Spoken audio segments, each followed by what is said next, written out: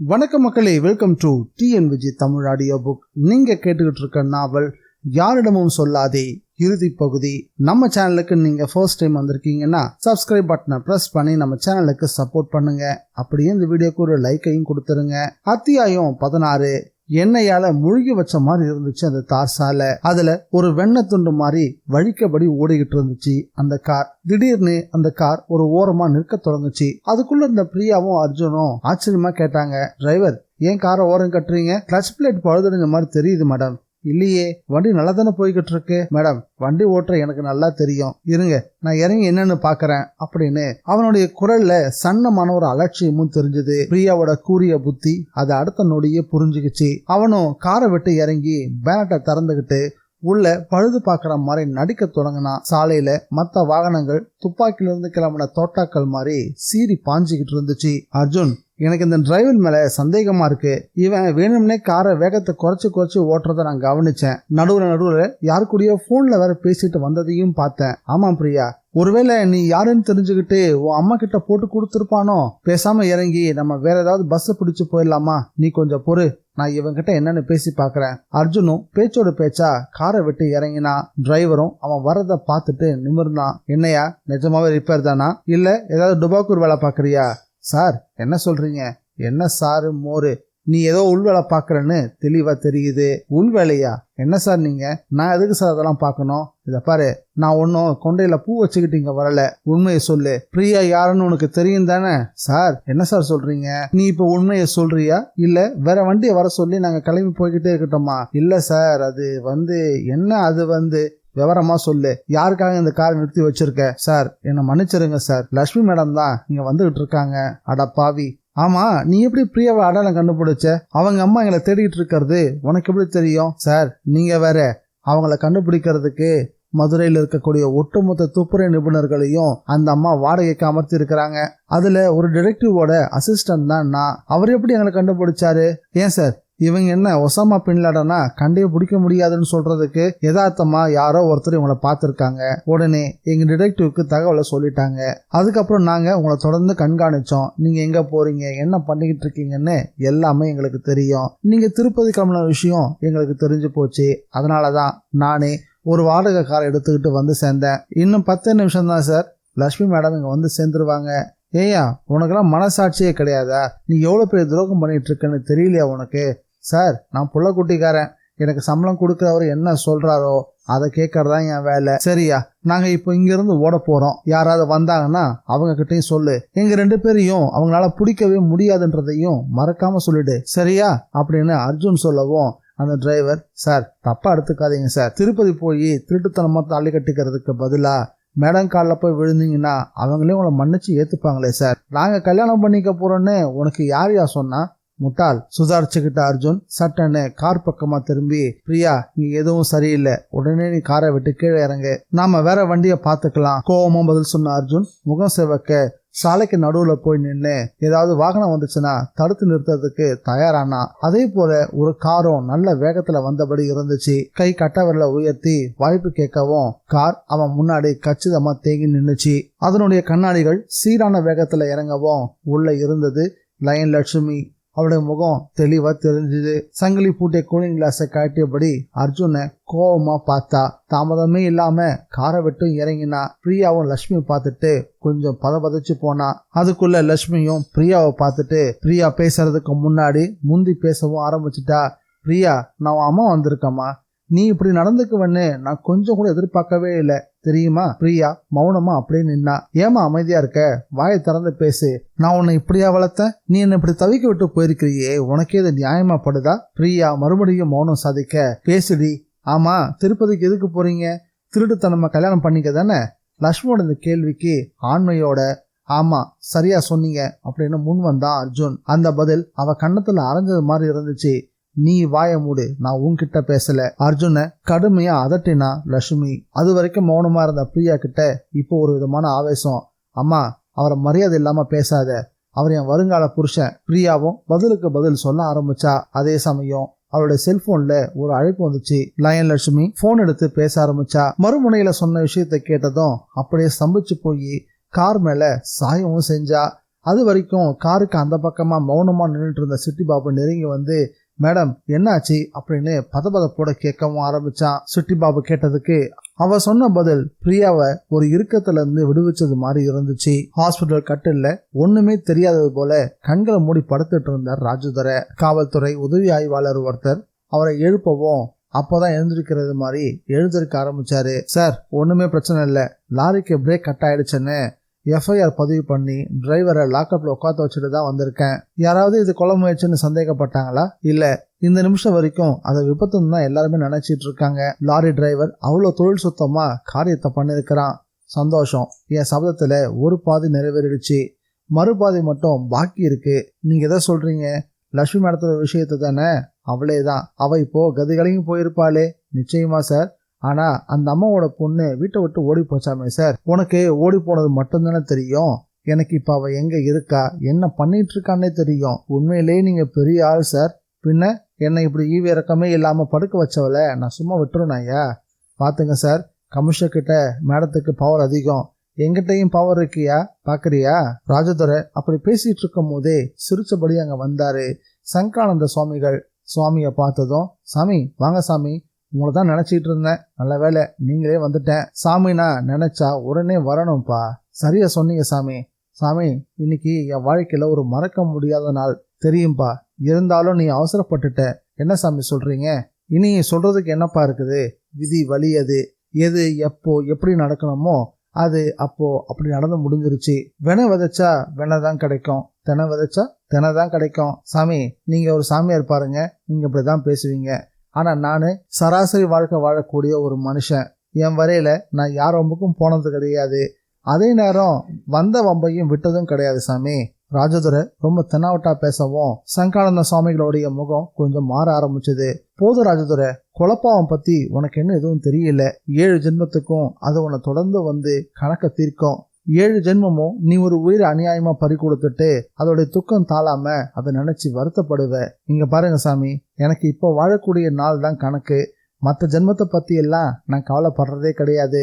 ராஜதுரை சாமியார்கிட்ட பதிலுக்கு பதில் பேசவும் காவல்துறை ஆய்வாளர் அப்படியே ஒதுங்கி நிக்க ஆரம்பிச்சவரு கொஞ்ச நேரத்துக்கு பிறகு, சார் நான் இப்ப போயிட்டு அப்புறமா வரட்டுங்களா அப்படின்னு ராஜதுரை கிட்ட கேட்கவும், சரியா, நிலைமை பத்தி அப்பப்ப எனக்கு தகவல் கொடுத்துக்கிட்டே இரு. நரிக்குடி ஜமீனு ஒழிஞ்சு போச்சு, அது மட்டும் இல்ல அந்த கம்பக்குடிக்காரனும் ஒழிஞ்சான் அப்படின்னு சிரிச்சா ராஜதுரை. அந்த எஸ்ஐ அங்க இருந்து கிளம்பவும் எழுந்து நடந்து போய் அந்த அறையோட கதவை மூடினாரு ராஜதுரை. பிறகு சாமியார் கிட்ட, சாமி அப்படின்னு வந்து நிக்கவும், என்ன ராஜதுரை, உன்னுடைய அடுத்த குறி லட்சுமியா?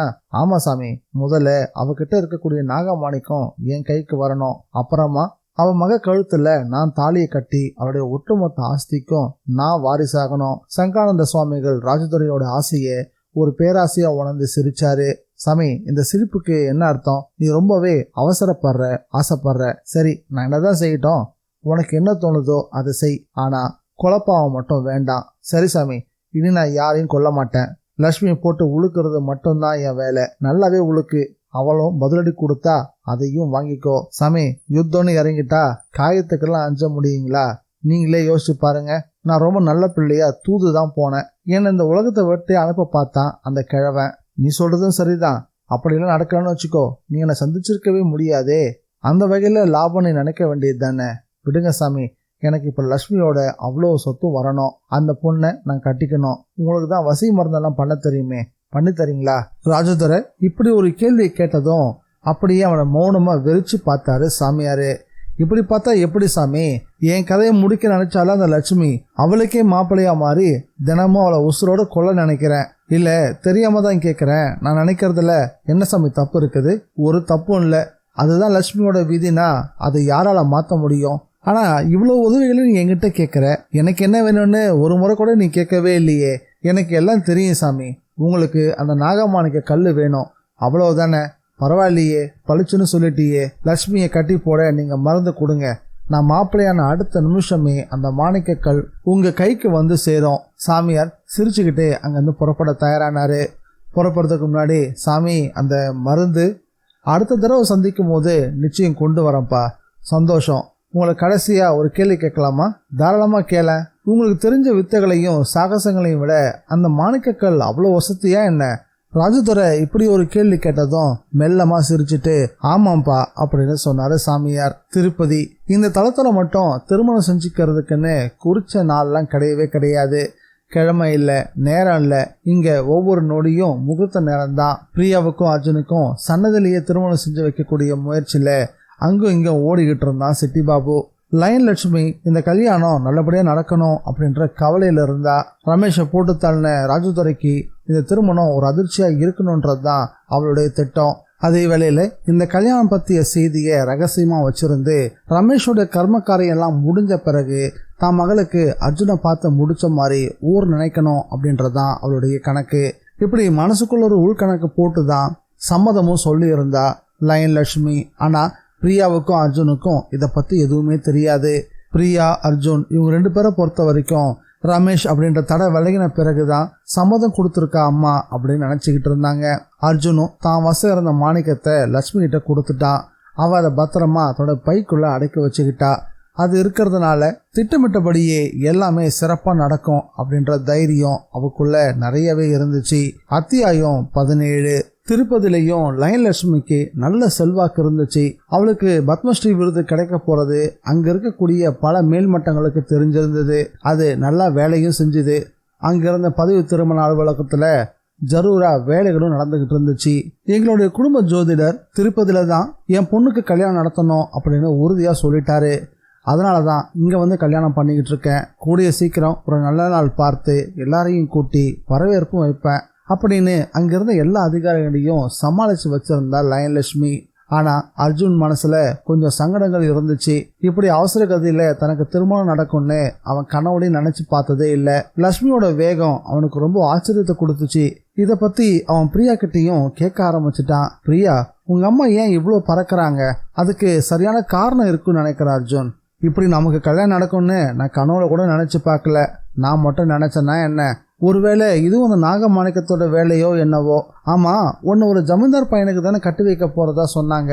அதுக்கு தானே நீயும் விட்டு விட்டு ஓடி வந்த? அர்ஜுன் கேட்கவும், இப்ப என்ன எதுவுமே கேட்காத, எனக்கும் ஒன்றும் புரியல. நமக்கு கல்யாணம் அவசர அவசரமா நடந்துட்டு இருக்கு. என்னை பொறுத்த வரைக்கும் இந்த அவசரம் நமக்கு தேவைப்படுற ஒரு விஷயம்தான். அதனால நடக்கிறபடி நடக்கட்டும். என்ன சொல்ற? நான் சொல்ல என்ன இருக்கு? என் அப்பா அம்மா கூட தெரியாம கல்யாணம் பண்ணிக்க போறத நினைச்சாதான் கொஞ்சம் கவலையா இருக்கு. அர்ஜுன், பேசாம அவங்களுக்கு தகவலை சொல்லி விமானத்துல வர வச்சிடலாமா? இல்ல, அவங்களுக்கு இந்த நிலைமையை நான் விளக்குறது ரொம்பவே கஷ்டம். உங்க அம்மா விருப்பப்படியே கல்யாணம் நடந்து முடியட்டும். பிறகு ஊருக்கு போய் எல்லாத்தையும் பார்த்துக்கலாம். 2 பேரும் அவங்களுக்குள்ள ஒரு முடிவுக்கும் வந்திருந்தாங்க. திருப்பதியில முகூர்த்த நேரம் எல்லாம் பார்க்க தேவையே இல்லை. எப்பவுமே 1,00,000 பேர் கூடி இருக்கக்கூடிய சன்னிதானம் அது. தாலி கட்டின அடுத்த நிமிஷமே புதுமண தம்பதிய திருப்பதி சாமி முன்னாடி கொண்டு போய் நிறுத்தணும் அப்படின்னு லட்சுமியோட மனசு துடிச்சுக்கிட்டு இருந்தது. அவ பத்திரப்படுத்தி வச்சிருந்த அந்த மாணிக்கங்கள் அவளுக்கு தேவையான தைரியத்தையும் கொடுத்துக்கிட்டு இருந்துச்சு. அதே சமயம் டாக்டர் வந்து ராஜதுரையை பார்த்துட்டு டிஸ்சார்ஜ் ஆகலான்னு சொல்லும் போது தனக்கு முதுகு ரொம்பவே வலிக்குது அப்படின்னு வேணும்னு பொய் சொல்ல டாக்டர் ஆச்சரியப்பட்டு போனாரு. வலி நிக்க ஊசி போடுறேன், நிக்கலன்னா ஸ்கேன் பண்ணி பார்த்துடலாம் அப்படின்னு சொல்லிட்டு அவர் விலைக்கு போகவும் ராஜதுரையோட அடியாட்கள்ல ஒருத்தன் ராஜதுரைய ரொம்ப ஆச்சரியமா பார்த்தான். இதை ராஜதுரையும் கவனிச்சான். என்னடா அப்படி பாக்குற? எதுக்கு நான் குணமாகறேன்னு பொய் சொன்னீங்க? எனக்கு புரியவே இல்லை. நான் இப்பதான்டா படுத்தே இருக்கணும். என்னதான் நம்ம ஒரு கொலையை விபத்தா மாத்தி இருந்தாலும் இந்நேரத்துக்கு நரிக்குடி ஜமீனை சேர்ந்தவங்க கமிஷன் அளவுக்கு போயிருப்பாங்க. அவங்கள நம்ம சாதாரணமா எடை போடவும் கூடாது. ஏற்கனவே நானும் லாரி ஏறி தான் இப்படி கிடக்கிறேன். அதனால 5, 3, 8ன்ற கணக்கு சரியா புரிஞ்சு வந்துடும். அவங்க வந்து பார்க்கும் போது நான் எந்திரிக்க முடியாதபடி கிடந்தாதான் என் மேல போலீஸு கொஞ்சமாவது பரிதாபம் வரும், சந்தேகமும் வராது. ராஜதுரையோட எச்சரிக்கை உணர்வு அந்த அடியாட்களை வாய்ப்பிழக்க வச்சிருச்சு. அண்ணே, நீங்க எதனால எம்எல்ஏவா ஆனீங்கன்னு இப்பதான் எங்களுக்கே புரியுது அப்படின்னு ராஜதுரையை புகழவே ஆரம்பிச்சுட்டானுங்க. அதே வேளையில ராஜதுரையை பார்க்கறதுக்காக 2 பேர் வந்திருந்தாங்க. ரமேஷோடைய பணம் அடக்கத்துக்கு தயாராயிருச்சு அப்படின்றதையும் அங்க விஐபிகள்லாம் குவிஞ்சுக்கிட்டு இருக்காங்கன்ற தகவலையும் சொல்ல ராஜதுரை முகத்துல ஒரு செருக்கு குறுக்குல ஓட ஆரம்பிச்சது. யாரும் பெருசா சந்தேகப்படலன்னு, அச்சு அசல எல்லாருமே விபத்தாதான் இந்த விஷயத்த பாக்குறாங்க அப்படின்ற கூடுதல் தகவலையும் வந்தவங்க சொன்னாங்க. ராஜதுரையும் பழிக்கு பழி வாங்கிட்ட உணர்ச்சியில மீசையை நீ விட்டுக்கிட்டான். அதே சமயம் அந்த ரூமுக்குள்ள நர்ஸ் ஒருத்தி வரவும் முதுகு வலிக்கிற மாதிரி பாவனையும் காட்ட ஆரம்பிச்சிட்டான். அந்த நர்ஸ் உள்ள வரும்போது, இவங்க வேற குறுக்க வராங்க அப்படின்னு சலிப்போட முணுமுணுக்கவும் ஆரம்பிச்சான். அதே சமயம் ராஜதுரை தன்னோட செல்போனையும் அடிக்கடி பார்த்துக்கிட்டு இருந்தான். இதை கவனிச்ச ஒரு அடியாள், யார்கிட்ட இருந்து போன் எதிர்பார்த்துட்டு இருக்கீங்க? வேற யாரு, நம்ம நாகையா கிட்ட இருந்துதான். லட்சுமி இப்ப எங்க இருக்கா, என்ன செஞ்சுக்கிட்டு இருக்கான்றது ரொம்பவே முக்கியம் இல்லையா? நிச்சயமா செத்து இருக்கிறது அவ முடிவு செஞ்ச மாப்பிள்ள. பத்திரிகையில எல்லாம் பெருசா பேட்டி கொடுத்திருந்தாலே இந்த நேரத்துல சாமியார் மட்டும் நம்ம கூட இருந்திருந்தா எல்லாத்தையும் சரியா சொல்லிடுவாரு. ஆனா அவருக்கும் ஆள் அனுப்பி இருக்கன்ல, வசி மருந்தோட வரன்னு போனவரு வரணுமே அப்படின்னு ஒருத்தன் கவலையோட சொல்லவும், டேய் அவர் வருவாரா, வந்தே திருவாரு. அவருக்கும் லட்சுமி தான் இப்ப முக்கியம், எனக்கும் லட்சுமி தான் இப்ப முக்கியம். பார்த்தனே லயன்லட்சுமி சாதாரண பொம்பளையே இல்ல. நீங்க பாய்க்கு கீழே பாய்ஞ்சிங்கன்னா அவ கோலத்துக்கு கீழே பாயிரவ. பாயட்டோண்டா, நல்லாவே பாயட்டும். நரிக்குடி ஜமீனையே நான் சாச்சிட்டேன். இவெல்லாம் எனக்கு எந்த மூளை? ராஜதுரை மூக்குல அனல் காத்து வெளிப்பட ஆரம்பிச்சது. அதே வேளையில சாமியாரும் போன் பண்ணாரு. போன் அட்டன் பண்ணி பேச ஆரம்பிச்சதும், என்னப்பா ராஜதுரை, என்னை பத்தி அங்க பேசிட்டு இருக்க மாதிரி தெரியுதே. அவர் துல்லியமா கேட்டது ராஜதுரைக்கு மிகப்பெரிய அதிர்ச்சியை கொடுத்துச்சு. கொஞ்சம் தடுமாறிபடியே, ஆமா சாமி, நான் டிஸ்சார்ஜ் ஆகல சாமி, படுக்கையில தான் கிடக்கேன். லட்சுமி தான் எங்க இருக்கா, என்ன பண்ணிட்டு இருக்கானே தெரியல. இப்போ உனக்கு அது தெரியணுமாக்கும். என்ன சாமி கேள்வி இது? அவளை வசியப்படுத்தி அவ மக கழுத்துல நான் தாலை கட்டணும், மாப்பிள்ளையே அவளை ஆட்டி வைக்கணும். நான் இப்படி படுத்து கிடக்க அவளும் ஒரு காரணம், யாரும் காரணம் இல்லை, எல்லாம் உன் விதி தான் காரணம். அதுதான் உன்னை இப்படி படுக்க வச்சிருக்கு. போகட்டும், உனக்கு தான் வசிய மருந்து செஞ்சுக்கிட்டு இருக்கேன், அதோட கொஞ்ச நேரத்துல அங்க வந்துடுவேன். அதுக்கு முன்னாடி ஒரு 10 நிமிஷம் தியானத்துல உட்காந்தா போதும். லட்சுமி பத்தி நான் ஓரளவு கண்டுபிடிச்சு சொல்லிடுவேன். அநேகமா அவ இப்போ அவளுடைய பொண்ணை பிடிக்க தான் போயிருப்பான்னு நான் நினைக்கிறேன். அப்போ லட்சுமியோட பொண்ணு சீக்கிரமே கிடைச்சிருவான்னு சொல்லுங்க.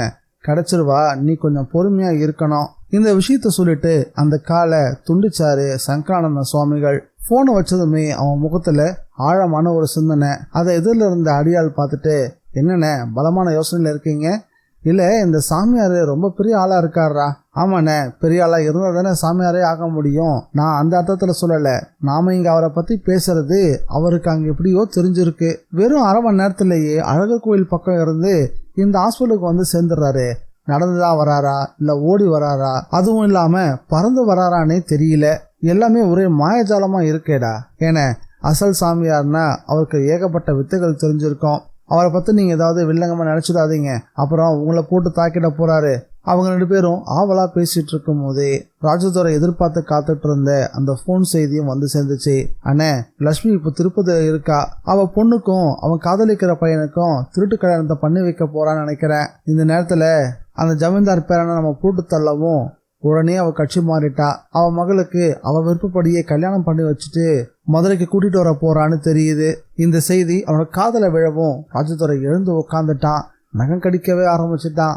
அடுத்த நொடியே சாமியாருக்கு போனும் பண்ணான். சாமி, விஷயம் இங்க கை மீறி போய்கிட்டு இருக்கு. லட்சுமி தன் பொண்ணுக்கு திருப்பதியில கல்யாணம் பண்ணி வைக்க போறாளாம். எனக்கு இப்பதான் தகவல் வந்து சேர்ந்துச்சு. அப்படியா? அப்போ அவ பொண்ணு உன்னால கட்டிக்கவே முடியாம போயிடுமே. என்ன சாமி கேள்வி இது? நீங்க தான் இப்ப அந்த கல்யாணம் நடக்காதபடிக்கு ஏதாவது செய்யணும். அது எப்படிப்பா முடியும்? நான் இருக்கிறதோ கோமை மலையில, அவங்க இருக்கிறது திருப்பதி மலையில. இது எப்படி சாத்தியம்? போதும் சாமி, என்ன ஆழம் பார்க்காதீங்க. நீங்க மனசு வச்சீங்கன்னா உங்களால எல்லாம் முடியும். அவகிட்ட நாகமாணிக்க கல் இருக்கிற வரைக்கும் யார் எதை செஞ்சாலும் அவங்களுக்கு சாதகமா தான் முடியும். அத முதல்ல நீ புரிஞ்சுக்கோ. என்ன சாமி நீங்க இந்த நேரம் பார்த்து என் காலை வாரி விடுறீங்களே?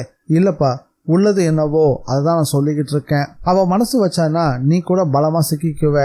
ஆனா அவளை உன்னால எதுவுமே பண்ண முடியாது. என்ன சாமி பயம்புறுத்துறீங்க? பயம்புறுத்தலப்பா, உள்ளதான் சொல்லிக்கிட்டு இருக்கேன். நீ கொஞ்சம் எச்சரிக்கையா இரு. உனக்கு இனி அந்த வசி மருந்து தேவையில்லைன்னு நினைக்கிறேன், சரிதானே?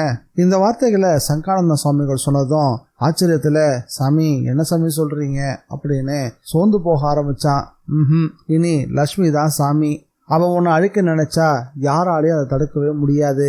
ஏன்னா இப்ப அந்த நாகமாணிக்கல் அவகிட்ட இருக்கு. நீ கொஞ்சம் புத்திசாலித்தனமா நடந்துக்கோ. பழி உணர்ச்சியில திரும்ப திரும்ப தப்பு பண்ணாத. சாமியார் அவனுக்கு சரியான ஆலோசனை தான் கொடுத்தாரு. அவர் சொன்னது மாதிரியே லயன்லட்சுமியும் செயல்பட்டு இருந்தது தான் மிகப்பெரிய ஆச்சரியம். அதே சமயம் நரிக்குடி ஜமீன்ல ரமேஷோட சடலம் பண்ண தோட்டத்துல நல்ல மணி சமாதிக்கு பக்கத்திலேயே அடக்கம் செய்ய தயாராகிட்டு இருந்துச்சு. ஒரு கூட்டம் லயன்லட்சுமி வரப்போறத பத்தி பேசிக்கிட்டும் இருந்துச்சு. அப்போ லட்சுமி கிட்ட இருந்து ஒரு தொலைபேசி அழைப்பு. ரமேஷோட அத்தை நாமகிரி தான் அந்த போனை எடுத்தா. யாரு பேசுறது? நான் லயன்லட்சுமி தாங்க பேசுறேன். நடக்கக்கூடாது நடந்துச்சு போல இருக்கு. ஆமா தாயி, உன் மாப்பிள்ளையாக வேண்டியவன் எமனுக்கு மாப்பிள்ளையா போய் சேர்ந்துட்டான். ஐயோ அம்மா, இது அந்த மாஜி எம்எல்ஏ ராஜதுரையோட வேலையா தான் இருக்குன்னு எனக்கு தோணுது. லாரில மோதிட்டு அதை விபத்து மாதிரி செட் பண்ணிருக்கான். திருப்பதி போயிட்டு இருந்த எங்களையே அதே லாரியை வச்சு எங்க வண்டி மேலேயும் மோத பார்த்தான். தப்பிச்சதே தம்புரான் புண்ணியம். அட கொடுமையே, இது எல்லாமே அவனோட வேலை தானா? ஆமாம்மா, நான் எப்படியும் துக்கம் கேட்க வருவேன்னு அவனுக்கு தெரிஞ்சிருக்கு. அப்படி வர வழியில என்னையும் கொல்லணுன்றது தான் அவனுடைய திட்டம். அதனாலதான் நான் வரல. ஆனா என் மனசெல்லாம் அங்கதான் இருக்கு. லட்சுமியோட புத்திசாலித்தனம் பிரமாதமா வேலை செஞ்சது. நாமகிரி அங்கேயே அப்பவே ராஜதுரையை வச்சு ஒப்பாரி வைக்கவும் தொடங்கிட்டா. அத்தியாயம் 18. லட்சுமியோட புத்திசாலித்தனமான பேச்சு நாமகிரி கிட்ட நல்லாவே வேலை செஞ்சுது. நாமகிரி அந்த துக்கமான சூழ்நிலையிலையும் நெருங்கின அவ்வளோ சொந்தக்காரங்களையும் கூப்பிட்டு லட்சுமி போன்ல சொன்னதை ஒரு வார்த்தை கூட பிசகாம எல்லார்கிட்டையும் சொல்லி எல்லாரையும் கலங்கடிக்கவும் செஞ்சுட்டா. அவ அப்படி பேசி முடிக்கவும் எனக்கு அப்பவே சந்தேகம்.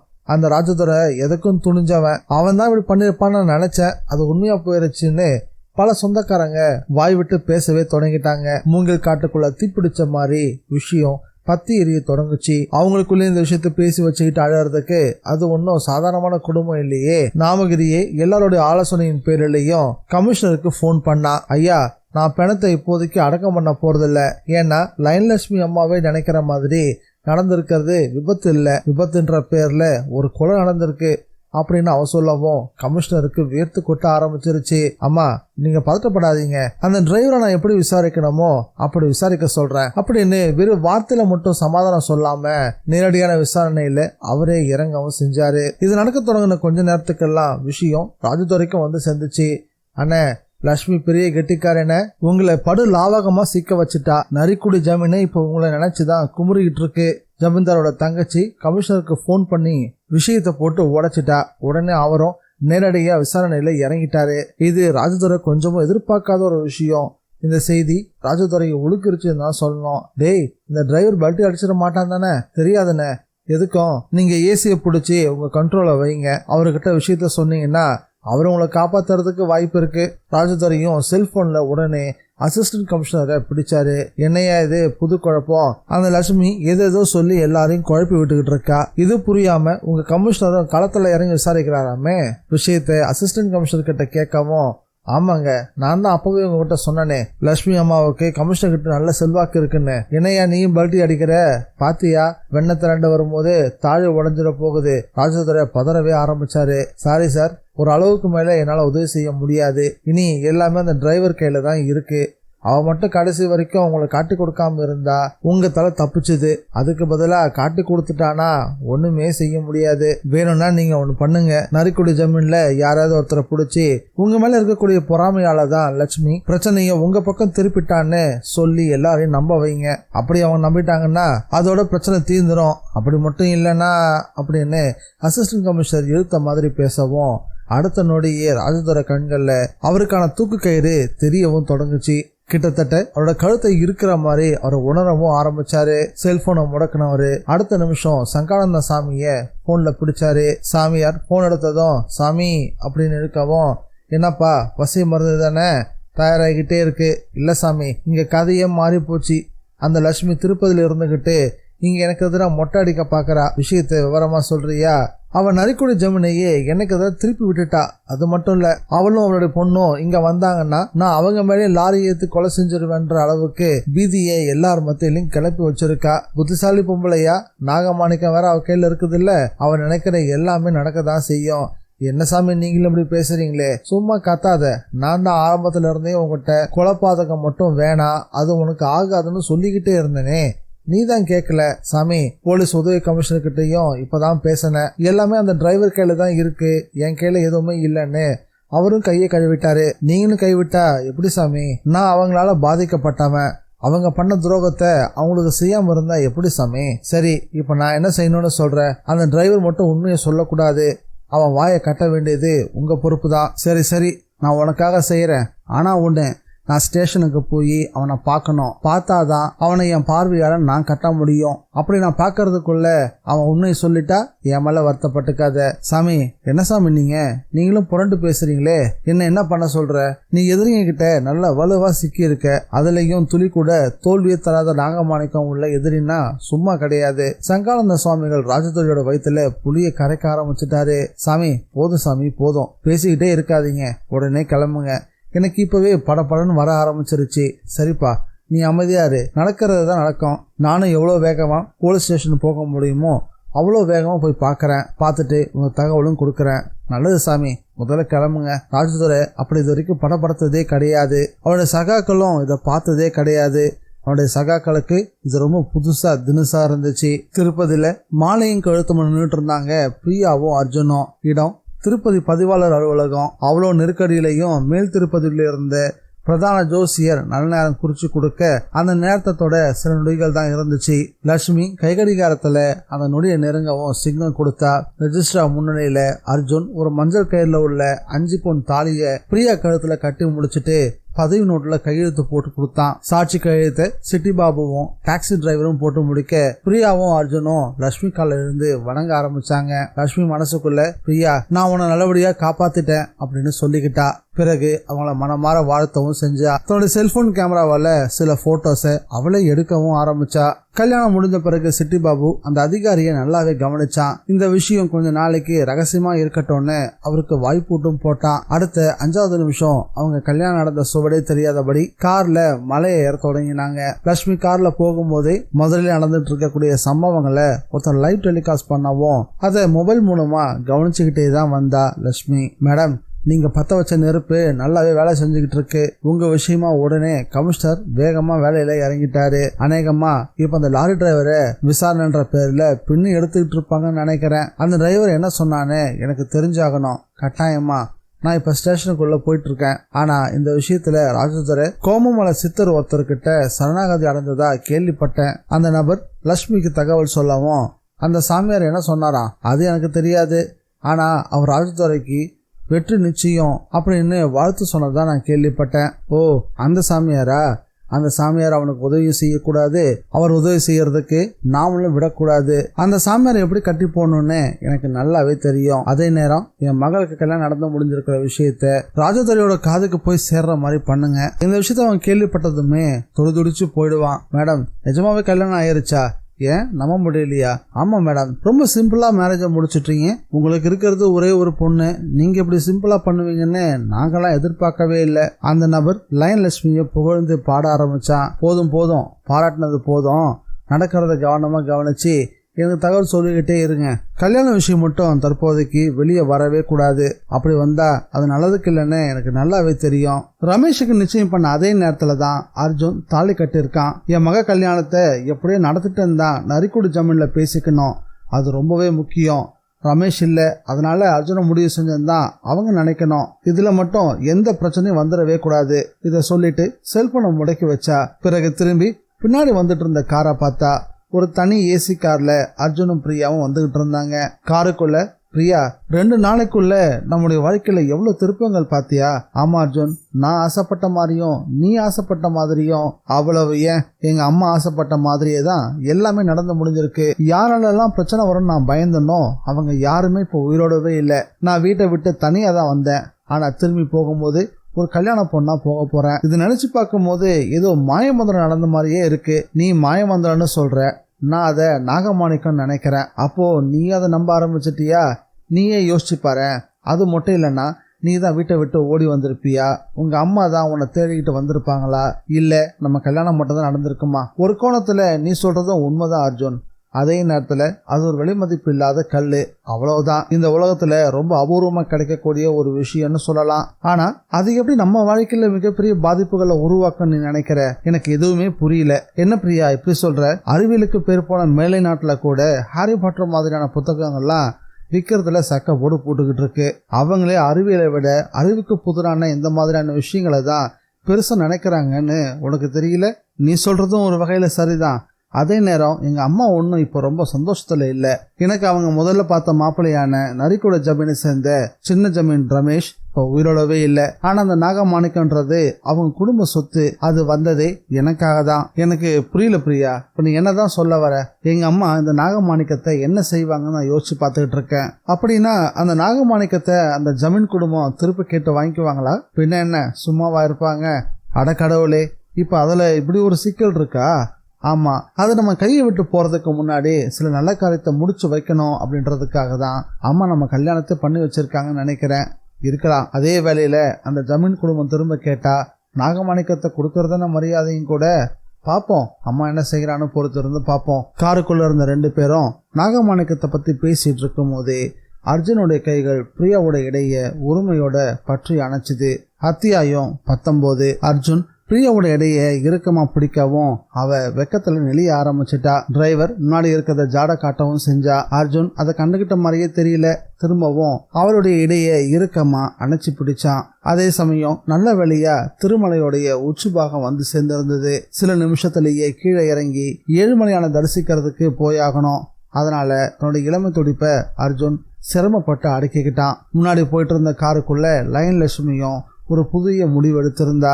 ராஜதுரையை மட்டும் போலீஸ் கைது பண்ணிட்டாங்கன்னா இனி அவளை எதிர்க்கவோ கேள்வி கேட்கவோ யாருமே இருக்க போறதில்ல. ஆனாலும் நரிக்குடி ஜமீன்ல நாகமாணிக்கம் பத்தி யாராவது கேட்டாங்கன்னா அவளை எப்படி சமாளிக்கணும் அப்படின்றதையும் அவன் மனசுக்குள்ள திட்டம் போட்டு வச்சிருந்தா. நிச்சயம் அவளுக்கு இது சவாலான விஷயமா தான் இருக்கும். சொல்ல போனா அந்த நாகமாணிக்கம் தன் கையில வந்து சேர்றதுக்கு முன்னாடியே தன்னுடைய வாழ்க்கை நல்லா தான் போய்கிட்டு இருந்துச்சு. அது வந்து சேர்ந்த பிறகு வெற்றிகள் மட்டும் வரல, கூடவே பல திருப்பங்களும் ஏற்பட்டிருக்கு அப்படின்றத அவ யோசிக்க தவறவே இல்லை. இதை எல்லாத்தையும் யோசிச்சபடியே தன்னுடைய ரவிக்கைக்குள்ள பத்திரப்படுத்தி வச்சிருந்த அந்த நாகமாணிக்கத்தை ஒரு வினாடி தொட்டு பார்த்துக்கிட்டா. காரோடைய முன் இருக்கையில உட்காந்து அந்த சிட்டி பாப்புவும் அவளுடைய செய்கையை கவனிக்காத மாதிரியே பலமா கவனிச்சுட்டு தான் இருந்தான். இடையிடையே மதுரைக்கு போன் பண்ணி ராஜதுரை சிக்கிட்டானா இல்லையான்றதையும் போன் பண்ணி கேட்டுக்கிட்டே வந்தான் சிட்டி பாபு. போலீஸ் ஸ்டேஷன் கமிஷனருக்கு முன்னாடி தலை குனிஞ்சபடி அந்த லாரி டிரைவர் இருந்தான். உன் பேர் என்னையா? என் பேரு முத்தையாங்க. இந்த விபத்து எப்படி நடந்துச்சு? லாரி திடீர்னு பிரேக் பிடிக்கல. அப்போ லாரியை செக் பண்ணா பிரேக் வயரு துண்டாகி இருக்கும், அப்படித்தானே? ஆமாங்க, நீங்க கூட பாத்துக்கோங்களேன். நான் பாக்குறதெல்லாம் இருக்கட்டும், நீ தான் பணத்துக்கு ஆசைப்பட்டு அந்த விபத்தையே ஏற்படுத்தினு நான் சொல்றேன். அப்படிலாம் இல்லைங்க. இதே பதில உண்மை கண்டுபிடிக்க பரிசோதனை செய்யும் போது நீ சொல்லணும். சொல்லுவியா? தாராளமா சொல்லுவேங்க. எனக்கு எப்பவும் ஒரே பேச்சு தாங்க. இங்க பாரு, இப்ப நீ இப்படி பேசலாம், ஆனா உண்மை கண்டறியக்கூடிய பரிசோதனையில உன் மேல மின்சாரத்தை பாய்ச்சும் போது உனக்கு ஞாபகம் எதுவுமே இருக்காது. அதை முதல்ல நீ தெரிஞ்சுக்கோ. கமிஷனர் பொடி வச்சு பேசினதும் அவன் அதை பத்தி சிந்திக்க ஆரம்பிச்சுட்டான். அது வரைக்கும் வேகமா பதில் சொல்லிட்டு இருந்தான். அவன் எச்சில விழுங்கி பயத்தை வெளிப்படுத்தவும் ஆரம்பிச்சான். அப்ப பார்த்து கச்சிதமா அந்த போலீஸ் ஸ்டேஷனுக்கு சங்கானந்த சாமியும் வந்து சேர்ந்தாரு. அவரை வாசல்ல இருந்த போலீஸ்காரங்க உள்ள அனுப்புறதுக்கு அனுமதிக்கவே இல்லை. உடனே அவங்கள வெறிச்சு பார்க்க ஆரம்பிச்சாரு. அதன் பிறகு அவங்க கிட்ட இருந்து எந்த எதிர்ப்புமே இல்லை. சங்கானந்த சுவாமிகள் தன் தாடியை தடவிக்கிட்டே உள்ள நுழைஞ்சாரு. அந்த நிலையத்துடைய ஹால் 2 அறைகள். அதுல ஒரு அறை ஒன்னு ஆவண அறையாவும் இன்னொன்னு எழுத்துற அறையாவும் உருவாக்கப்பட்டிருந்தது. இன்னொரு அறை லாக்கப்பா உருவாக்கப்பட்டிருந்தது. அதுக்கு முன்னாடி தான் அந்த லாரி டிரைவர் கையில விலங்கிடப்பட்ட நிலையில நிறுத்தப்பட்டு விசாரணையும் போய்கிட்டு இருந்துச்சு. சாமியார் வரவும் எல்லார் கவனமும் அவர் பக்கம் திரும்பிச்சு. டிரைவரும் அவரை பார்த்தான். சங்கானந்த சுவாமியும் அவனை கவனிச்சாரு. அந்த நொடியே அவனுக்குள்ள உன்னை காப்பாத்த நான் வந்துட்டேன் அப்படின்ற குரல் ஒலிக்கவும் செஞ்சது. சாமியாரை பார்த்ததும் கமிஷனர் ஆச்சரியமும் அதிர்ச்சி அடைஞ்சவரு இன்ஸ்பெக்டர் பக்கமா திரும்பி யார் இவரு அப்படின்னு கண்களாலேயே கேட்டாரு. சாமி, யார் நீங்க? எதுக்காக வந்திருக்கீங்க? இன்ஸ்பெக்டர் கேட்க ஆரம்பிச்சாரு. ஒரு புகார் கொடுக்கலான்னு வந்திருக்கேன்ப்பா. என்ன புகார் சாமி? நான் சிவனேன்னு இருக்கக்கூடிய ஒரு சன்னியாசி. ஆனா உங்க போலீஸ்காரங்க அப்பப்போ என்கிட்ட வந்து கஞ்சா இருக்கா அப்படின்னு இருக்கான்னு கேட்டு சங்கடப்படுத்துறாங்க. நான் அந்த மாதிரியான சாமியார் இல்ல, சொன்னா கேட்கவும் மாட்டாங்கிறாங்க. அதுக்காக புகார் கொடுக்க போறீங்களாக்கும். சரிதான், போங்க. இங்க ஒரு முக்கியமான விசாரணை நடந்துகிட்டு இருக்கு, அதனால வாசல் பக்கமா போய் உட்காருங்க அப்படின்னு சொன்னாரு இன்ஸ்பெக்டர். சாமியாரும் மௌனமா வெளிப்புறம் போடப்பட்டிருந்த பெஞ்சில போய் உட்கார்ந்துகிட்டாரு. அவர் வந்த வேலைதான் முடிஞ்சிருச்சு. உள்ள டிரைவரும் ஏதோ புதுசா ஒரு தெம்பு வந்த மாதிரி பேச ஆரம்பிச்சிருந்தான். சார், எனக்கு எந்த பரிசோதனை வேணா நீங்க வைங்க. நடந்தது விபத்து தான். எனக்கு தெரிஞ்சு நான் எந்த தப்பும் பண்ணவே இல்லை சார்னு அழுத்தம் திருத்தமா பேச ஆரம்பிச்சிருந்தான். டிரைவருடைய அந்த உறுதியான பதில் உதவி கமிஷனரை பெருமூச்சுட வச்சிருச்சு. இதை கவனிச்ச அசிஸ்டன்ட் கமிஷனர் மெல்ல ஒதுங்கினாரு.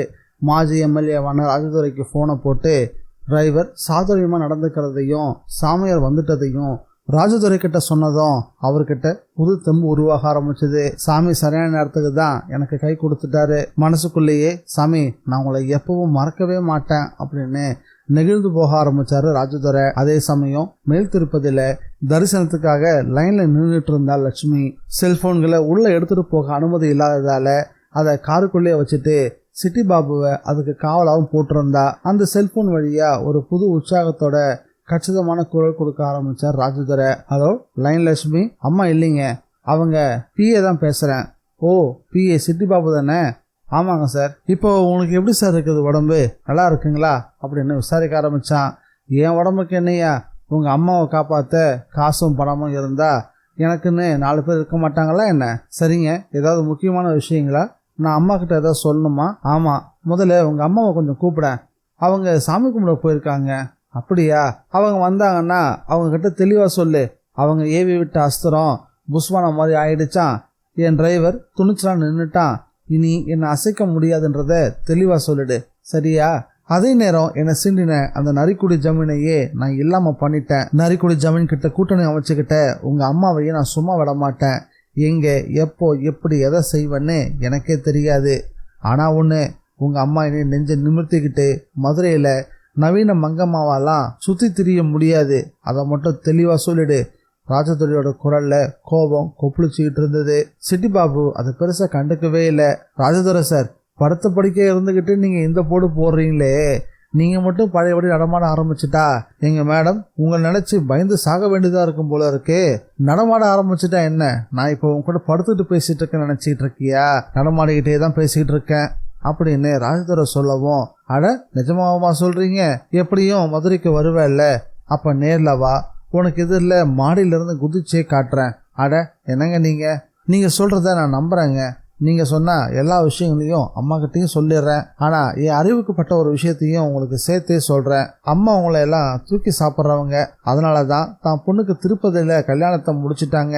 இந்த விஷயத்துல உங்க சவாலை நீங்க தோத்து போயிட்டதா நான் நினைக்கிறேன். அதோட அம்மா கையில சக்தி வாய்ந்த நாகமாணிக்கம் வேற இருக்கு. நீங்க எவ்வளவு மோதினாலும் அம்மா தான் ஜெயிப்பாங்க.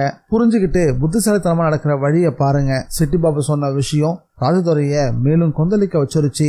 கச்சிதமா சாமியார் வேற அங்க வந்து சேர்ந்தாரு. அவரை பார்த்ததுமே ராஜதுரை, சாமி நல்ல நேரத்துக்கு வந்து சேர்ந்தீங்க, டிரைவர் வாயை கட்டிட்டீங்க தானே? எந்த காலத்திலையும் அவன் இனி உண்மையை மட்டும் சொல்ல மாட்டான். சொல்ல போனா நடந்தது அவனுக்கே ஞாபகத்துல இருக்காது. அவன் கவலையை இனி விட்டுரு. அதே நேரம் இனி இந்த மாதிரியான உயிரை பறிக்கக்கூடிய பாதகத்தை மட்டும் செஞ்சிடாத. அங்குலத்துக்கு அங்குலம், வார்த்தைக்கு வார்த்தை நீங்க ஒரு சாமியார்ன்றதை நிரூபிச்சுக்கிட்டே இருக்கிறீங்க. என் பக்கத்து நியாயத்தை நினைச்சே பார்க்க மாட்டேங்கிறீங்களே. இங்க பாருப்பா, உன் பக்கம் நியாயம் இருக்கிறதுனாலதான் உனக்கு நான் உதவி செஞ்சுக்கிட்டு இருக்கேன். அதை நீ ஞாபகத்துல வச்சுக்கோ. சாமி, ஒரு ஆபத்துல இருந்து நீங்க என்னை காப்பாத்திட்டீங்க. ஆனா அந்த லைன் லட்சுமி கிட்ட நான் தோத்துக்கிட்டே தான் இருக்கேன் சாமி. அவளுடைய புத்திசாலித்தனத்தை பயன்படுத்தி அவ பொண்ணுக்கு அவ கல்யாணத்தை முடிச்சு வச்சுட்டாலாம். அப்படியா? என்ன சாமி நீங்க, நான் என்ன கதையா சொல்லிக்கிட்டு இருக்கேன்? அப்படியாங்கிறீங்க? அவளுடைய பிஏ அந்த சொட்டத்துல என் சிட்டி பாபு என்கிட்டயே சவால் விடுறான். எங்க அம்மாவை உன்னால எதுவுமே பண்ண முடியாதுன்னு சவால் விடுறான் சாமி. நாகமாணிக்கம் வேற அவகிட்ட இருக்குதான், அவளை யாராலையுமே ஜெயிக்க முடியாதுன்னு வேற சொல்றான் சாமி. சரி சரி புலம்பிட்டு இருக்காத. ஆனா இதெல்லாம் நடக்குதுன்னா அதுக்கு காரணம் நீதானே. இங்க நீ புலம்பிக்கிட்டு இருக்கிற. நாகமாணிக்கத்தை இழந்த ஜமீன் குடும்பத்துல ஒரு உயிருக்கு 2 உயிரா வர போயிருச்சு. உதவிக்கு வந்த கம்மக்குடி ஜமீன்தாரையும் நீ இப்ப கொன்னுட்ட. அதே வேளையில லட்சுமிக்கு ஒரு சிரமமும் இல்லாம கல்யாணத்தை முடிச்சு வச்சுக்கிறதுக்கான வாய்ப்பையும் நீயே ஏற்படுத்தியும் கொடுத்துட்ட. அவளும் இங்க நடக்கிற எல்லாத்தையும் தனக்கு சாதகமா பயன்படுத்திக்கிட்டு திருமலையில சாமி தரிசனம் பண்ணிட்டு இருக்கா.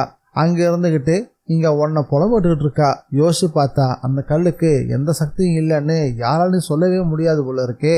சாமி, என்ன சாமி நீங்க பாட்டுக்கு அர்த்தம் சொல்ற மாதிரி நடந்ததுக்கு தொகுப்புரை கொடுத்துக்கிட்டு இருக்கீங்க. உணர்ச்சிசப்படாம அமைதியா இரு. இனி நீயா எதையும் பேசாத. நான் சொல்ற வரைக்கும் கொஞ்சம் அமைதியா இரு. ஆனா ராஜதுரையால ஆத்திரத்தை மட்டும் கட்டுப்படுத்தவே முடியல. நான் பேசாம இருக்கிறதா? அவ என்ன மூட்டை பூச்சை நசுக்கிற மாதிரி நசுக்கிட்டு போய்கிட்டே இருப்பா. கவலைப்படாத. லட்சுமி கிட்ட இனி பேச வேண்டியவன் நான் தான்.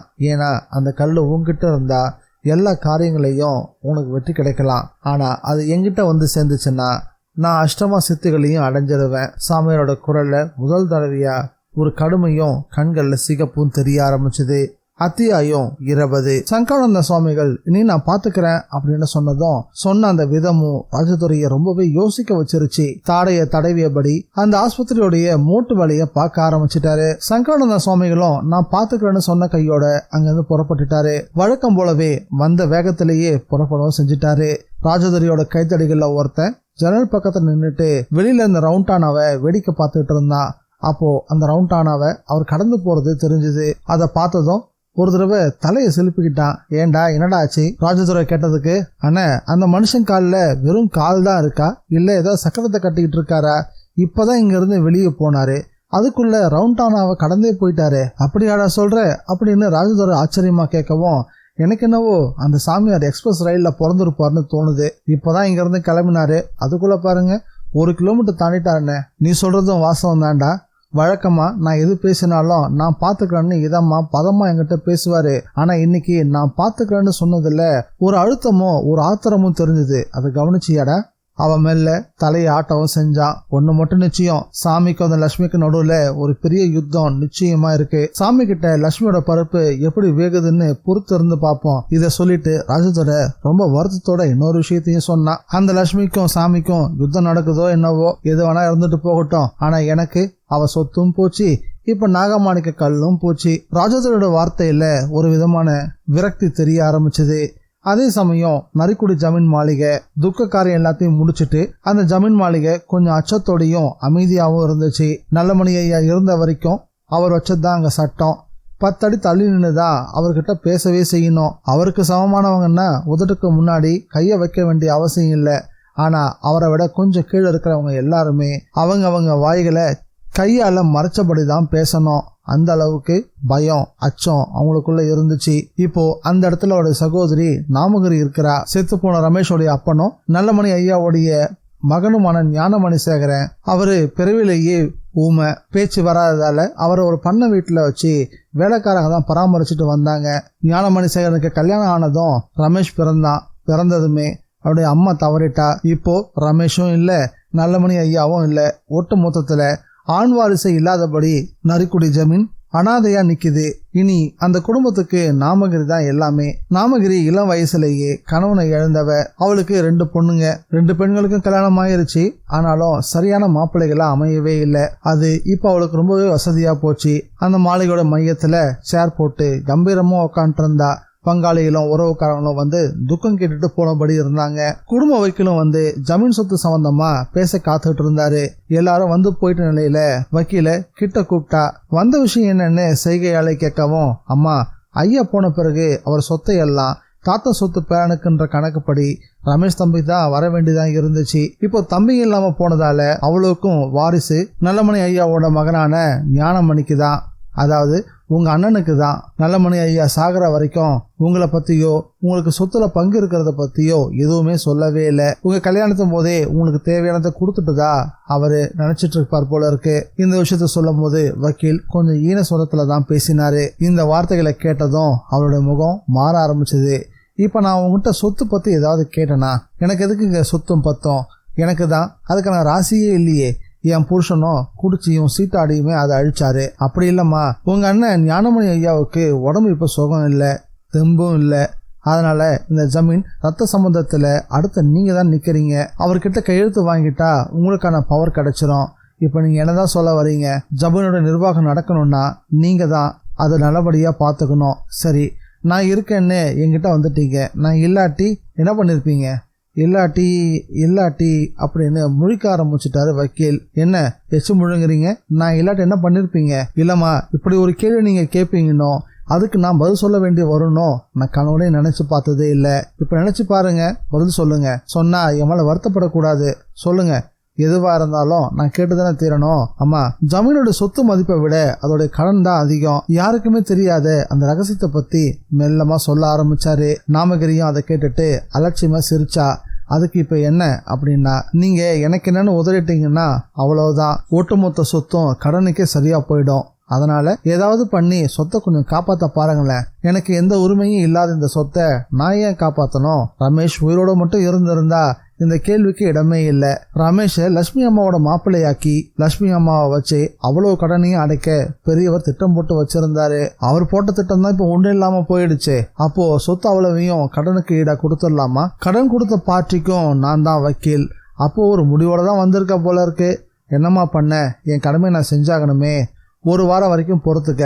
நான் இப்போ வேற ஒரு கணக்கு போட்டு வச்சிருக்கேன். நான் ஒன்று நினச்சிட்டு இருந்தேன், ஆனால் என்னென்னவோ நடந்துகிட்டு இருக்கு. பரவாயில்ல, சரிங்கம்மா. ஆனால் வெட்டு ஒன்று துண்டு ரெண்டு சொல்கிறீங்களே, அதுவே எனக்கு போதும். ஜமீன் கடன் இருக்கிற விஷயம் வெளியே யாருக்கும் தெரியாது. பேங்க்ல வாங்கினது கூட கௌரவமாக இருக்காதுன்னு தான் காதும் வச்ச மாதிரி பெரியவர் என் கிளைண்ட் மூலயமா கடன் வாங்கி வச்சிருந்தாரு. இப்போ வட்டியும் முதலுமா சேர்ந்து 17 கோடி ஆகுது. கடனுடைய தொகையை சொல்லவும் கோவம் இன்னும் 2 அதிகமாக ஆரம்பிச்சிருச்சு நாமகிரிக்கு. வக்கீலே, இதான் நேரம்னு தொகையை சொல்லி என்னை மிரட்டாத. ஜமீன் கடன் பட்ட விஷயம் கடைசி வரைக்கும் ரகசியமாகவே இருக்கணும், அது ஞாபகம் இருக்கட்டும்.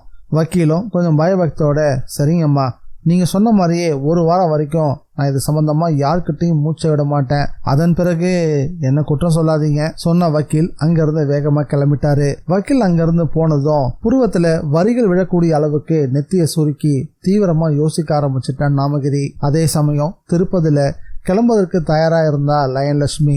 ஒரு கூடையில லட்டும் வடையும் பிரசாதமா குவிஞ்சு கிடக்க அது அவருடைய காரோட டிக்கிக்கு வந்து சேர்ந்துச்சு. சாமியோட தரிசனம் எல்லாம் பிரமாதமா நடந்துச்சு. பிரியாவுக்கும் அர்ஜுனுக்கும் துளியும் தாமதமே இல்லாம மலையிலேயே ஒரு பிளாட்ல சாந்தி முகூர்த்தத்தையும் முடிச்சுட்டா. அர்ஜுன் பிரியாவை கரங்கடிச்சுக்கிட்டு இருந்தான். அவளுக்குள்ள எப்பவுமே இல்லாத வெக்கமும் மௌனமும் கலவையா தெரிஞ்சது. தலைய வாராம ஷாம்பு விளம்பரத்துல வர மாதிரியே முடிய பறக்க விட்டபடி இருக்கிறது தான் அவளுடைய வழக்கம். ஆனா இப்போ அதை அடக்கி கட்டி தலைவாரி பின்னி பூ கூட வச்சிருந்தா. நெத்திலையும் குங்குமம். லட்சுமிக்கு தான் பொண்ணை பார்க்க ஆச்சரியமாகவும் கண் பற்றுமோ அப்படின்னு தோண ஆரம்பிச்சது. அர்ஜுனும் தான் மாமியார நேருக்கு நேர் பார்க்கறத தவிர்த்துட்டான். அந்த அளவுக்கு அவனுக்குள்ளேயும் வெக்கம். அதே நேரம் அவன்கிட்ட ஒரு விதமான துள்ளல். இனி அம்பாரி மாளிகைக்கு நான் தான் அரசன் அப்படின்ற பாவனையும் தெரிஞ்சது. சொடுக்கு போட்டு டிரைவரை அழைக்கிறதும் செல்போனை தூக்கி போட்டு பிடிக்க சொல்றதும் அவன்கிட்ட தெரிஞ்ச மிகப்பெரிய மாற்றங்கள். லட்சுமியும் மதுரைக்கு கிளம்ப முடிவு பண்ணிட்டா. அதுக்கு முன்னாடி அங்க நிலைமை எப்படி இருக்குன்னு தன்னுடைய உளவாளிகள் ஒருத்த மூலயமா போன் பண்ணி கேட்கவும் செஞ்சா. லட்சுமி போன் பண்ணவும், வணக்கம் மேடம் அப்படின்னு பவ்யமா சொன்னா அந்த நபர். இங்க ராஜதுரை இன்னும் ஆஸ்பத்திரியில தான் இருக்காரு. ஆனா ஒரு சாமியாரால பூர்ணமா குணமாயிட்டதா பேசிக்கிறாங்க. நரிக்குடி ஜமீன்லயும் பெருசா ஆர்ப்பாட்டமே இல்ல, ரொம்ப அமைதியாவே இருக்கு. ஆனா ஜமீனுடைய உறவுக்காரங்க சில பேர் தான் நீங்க துக்கம் விசாரிக்க வராதத பெருசா பேசிட்டு இருந்தாங்க. ஆனா அந்த ராஜதுரை தான் ரமேஷ் லாரி ஏத்து கொண்டுட்டான்னு தெரிஞ்சதும் அவங்களே மொத்தமா அடங்கிட்டாங்க. மொத்தத்துல பெருசா எதுவும் இல்லை, அப்படிதானே? ஆமா மேடம், பத்திரிகைக்காரங்கள்லாம் உங்களை தேடிட்டு இருக்காங்க. சில பேர் நீங்க திருப்பதியில் இருக்கிறத தெரிஞ்சுக்கிட்டு அங்க வந்துகிட்டும் இருக்காங்க. பிரியா அர்ஜுனோட கல்யாண விஷயம் வெளியே தெரிஞ்சிருச்சா என்னன்னு தெரியல. ராஜதுரை அதை பத்தி பெருசா பேசல.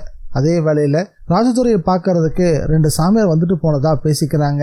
சரி, இன்னும் 10 மணி நேரத்துல நான் அங்க இருப்பேன். நாங்க வந்த மறுநாளே எல்லா பத்திரிகைகளையும் சந்திச்சு அந்த சந்திப்புல என் பொண்ணையும் மாப்பிள்ளையும் அறிமுகப்படுத்தி அவங்க கல்யாணத்தை போட்டு உடைக்க போறேன். அதுக்கு முன்னாடி நான் யார் கண்ணையும் படாம நரிக்குடி ஜமீனுக்கு போய் நாமகிரி அம்மாவை பார்த்து துக்கம் விசாரிக்கணும். அதுக்காக எனக்கு ஒரு வாடகைக்காரை தயார் பண்ணி வச்சிடு. நல்லதுங்க மேடம். பேசி முடிச்சா அவளுடைய கார்லையும் ஏறி உட்கார்ந்தா. அவளுடைய காரை பிரியா அர்ஜுன் இருந்த கார் ஃபாலோ பண்ண ஆரம்பிச்சது. காருக்குள்ள அர்ஜுன் பிரியா கிட்ட சில விஷயம் செய்ய தொடங்கிட்டான். ஐயாவுக்கு இன்னும் ரொமான்ஸ் மூடு குறையவே இல்லை போல இருக்கு. பிரியா கேட்கவும், ஏன் போகணும், எதுக்கு போகணும் அப்படின்னு கொஞ்சம் எல்லாம் கேட்க ஆரம்பிச்சான். கொஞ்சம் அமைதியாயிரு, இது காரு. ஆனாலும் நம்ம 2 பேரும் புதுசாக கல்யாணம் பண்ணிக்கிட்டவங்க தானே. அர்ஜுன் துடிப்போட பேச தொடங்கினா. நம்ம கல்யாணம் பண்ணிக்கிட்டோம் தான், இல்லைன்னு சொல்ல. ஆனா நம்ம சிக்கல்லையும் இருக்கோம். அம்மா பயங்கர டென்ஷன்ல இருக்காங்க. பாத்தீங்கல்ல, உங்க அம்மாவை கொஞ்சம் என் பின்னால வந்து நிக்க சொல்லு. எல்லா பிரச்சனையும் நானே தீர்த்து வைக்கிறேன். சொல்லாதீங்க, செய்யுங்க. பிரியா கிண்டலா சொல்லவும், அதுக்கு உங்க அம்மாவை நான் மங்கம்மா சம்மதிக்கணுமே. சம்மதிக்காட்டி உங்க மாப்பிள்ளையோட முறுக்க காட்டுங்க, நான் உங்களுக்கு ஆதரவு கொடுத்து அம்மா இனிமே நீங்க ஓய்வு எடுத்துக்கோங்க, எல்லாத்தையும் என் புருஷன் பார்த்துப்பான் அப்படின்னு நானே சொல்றேன். என்ன நீ, நான் கோடு போட்டா ரோடு போடுற? அப்படியா, சரியான ஆம்பளையா இருந்தா அப்படின்னு பேச்செடுத்தவ சட்டுன்னு வெக்கத்தோட அந்த வார்த்தைகளை மென்னு முழுங்கினா. அவன் அந்த வார்த்தைகளை சொல்லி முடிக்கிறதுக்கு முன்னாடி சரியான ஆம்பளனா இப்படிதான் இருப்பான் அப்படின்னு அவளுடைய உதட்டுல ஒரு முத்தத்தையும் பதிச்சுட்டு தள்ளி உட்காந்து கண் சிமிட்டுனா அர்ஜுன். இரவு நேரம் நரிக்குடி ஜமீன் முன்னாடி அந்த கார் ஒண்ணு வேகமா வந்து நின்னுச்சு. அதுல இருந்து கருப்பு கலர் கோஷா போட்ட பெண் ஒருத்தி வேகமா இறங்கினா. பாக்குறவங்க எல்லாருமே வியந்து போனாங்க. நேரா பெரும நாற்காலியில உட்காந்துட்டு இருந்த நாமகிரி முன்னாடி போய் நின்னு முகத்தறிய விளக்கினா. உள்ள லைன் லட்சுமியை பார்த்ததும், அட லட்சுமி அம்மாவா, என்ன இது வேஷம்தான், என்ன பண்ணட்டும், இந்த ராஜதுரையும் அவனுடைய ஆட்களும் கொலவெறியோடு அலையறாங்க, என்ன செய்ய சொல்றீங்க அப்படின்னு கேட்டபடியே எதிரில் வந்து இன்னொரு சேர்ல உட்கார்ந்தா. ஆனா அவன்கிட்ட கேட்டா அவன் ஒரு பாவமும் அறியாதவன்னு வர சொல்றானாமே. சொல்லுவான் உங்ககிட்ட சொல்றதுக்கு என்ன, பெரியவர் அவசரப்பட்டு நாகமாணிக்கத்தை அவன் கிட்ட கொடுத்து விட்டாரு, பின்னாடி விஷயம் வெளியில போயிடக்கூடாது அப்படின்னு அவன் மேல லாரி ஏத்துக்கொள்ளவும் ஏற்பாடும் செஞ்சுட்டாரு. நான் பதறி போனேன், அதெல்லாம் ஒன்னும் ஆகாதுன்னு சொன்னாரு. ஆனா இப்ப பாருங்க, அவனால நானும் பாதிக்கப்பட்டிருக்கிறேன். லட்சுமி அம்மா நடந்து முடிஞ்ச ஒரு ட்ரெய்லரை நாமகிரிட்ட ஓட்டி காமிச்சா. ஒரு தப்பு பண்ணணும்னு முடிவு பண்ணிட்டோம்னா அதை மிச்சம் வைக்காம சரியா செஞ்சு முடிச்சிடணும். ஆனா பெரியவர் மிச்சம் வச்சுட்டாரு, அவன் தப்பிச்சிட்டான். இப்போ சிக்கலாயிருச்சு.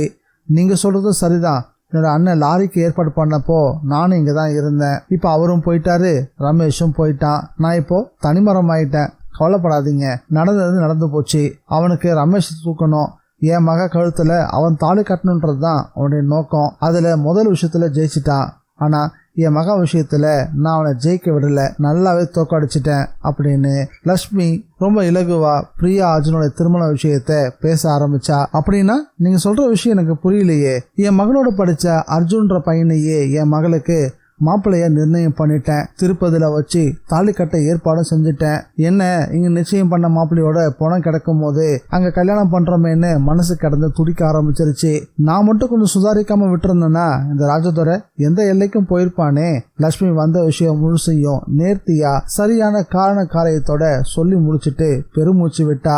நாமகிரி கிட்ட ஒரு ஆழ்ந்த மௌனம். என்னம்மா யோசிக்கிறீங்க? நான் உங்களுக்கு துரோகம் பண்ணிட்டேன்னு மட்டும் நிச்சயம் நினைச்சுக்காதீங்க. என்னதான் அழுது புரண்டாலும் நிச்சயம் பண்ண என் மாப்பிள்ள ரமேஷோட உயிர் திரும்ப வரப்போறதில்ல. இந்த நிலையில அந்த ராஜதுரை ஆள் வச்சு என் மகளை கடத்திட்டு போய் தாலி கட்டுற எண்ணத்தோட இருந்தான். இந்த விஷயம் எனக்கு தெரிய வந்தப்போ நான் துடிச்சு போயிட்டேன். அந்த பிரச்சனையை தவிர்க்கிறதுக்கு இதை விட்டா எனக்கு வேற வழியும் தெரியல.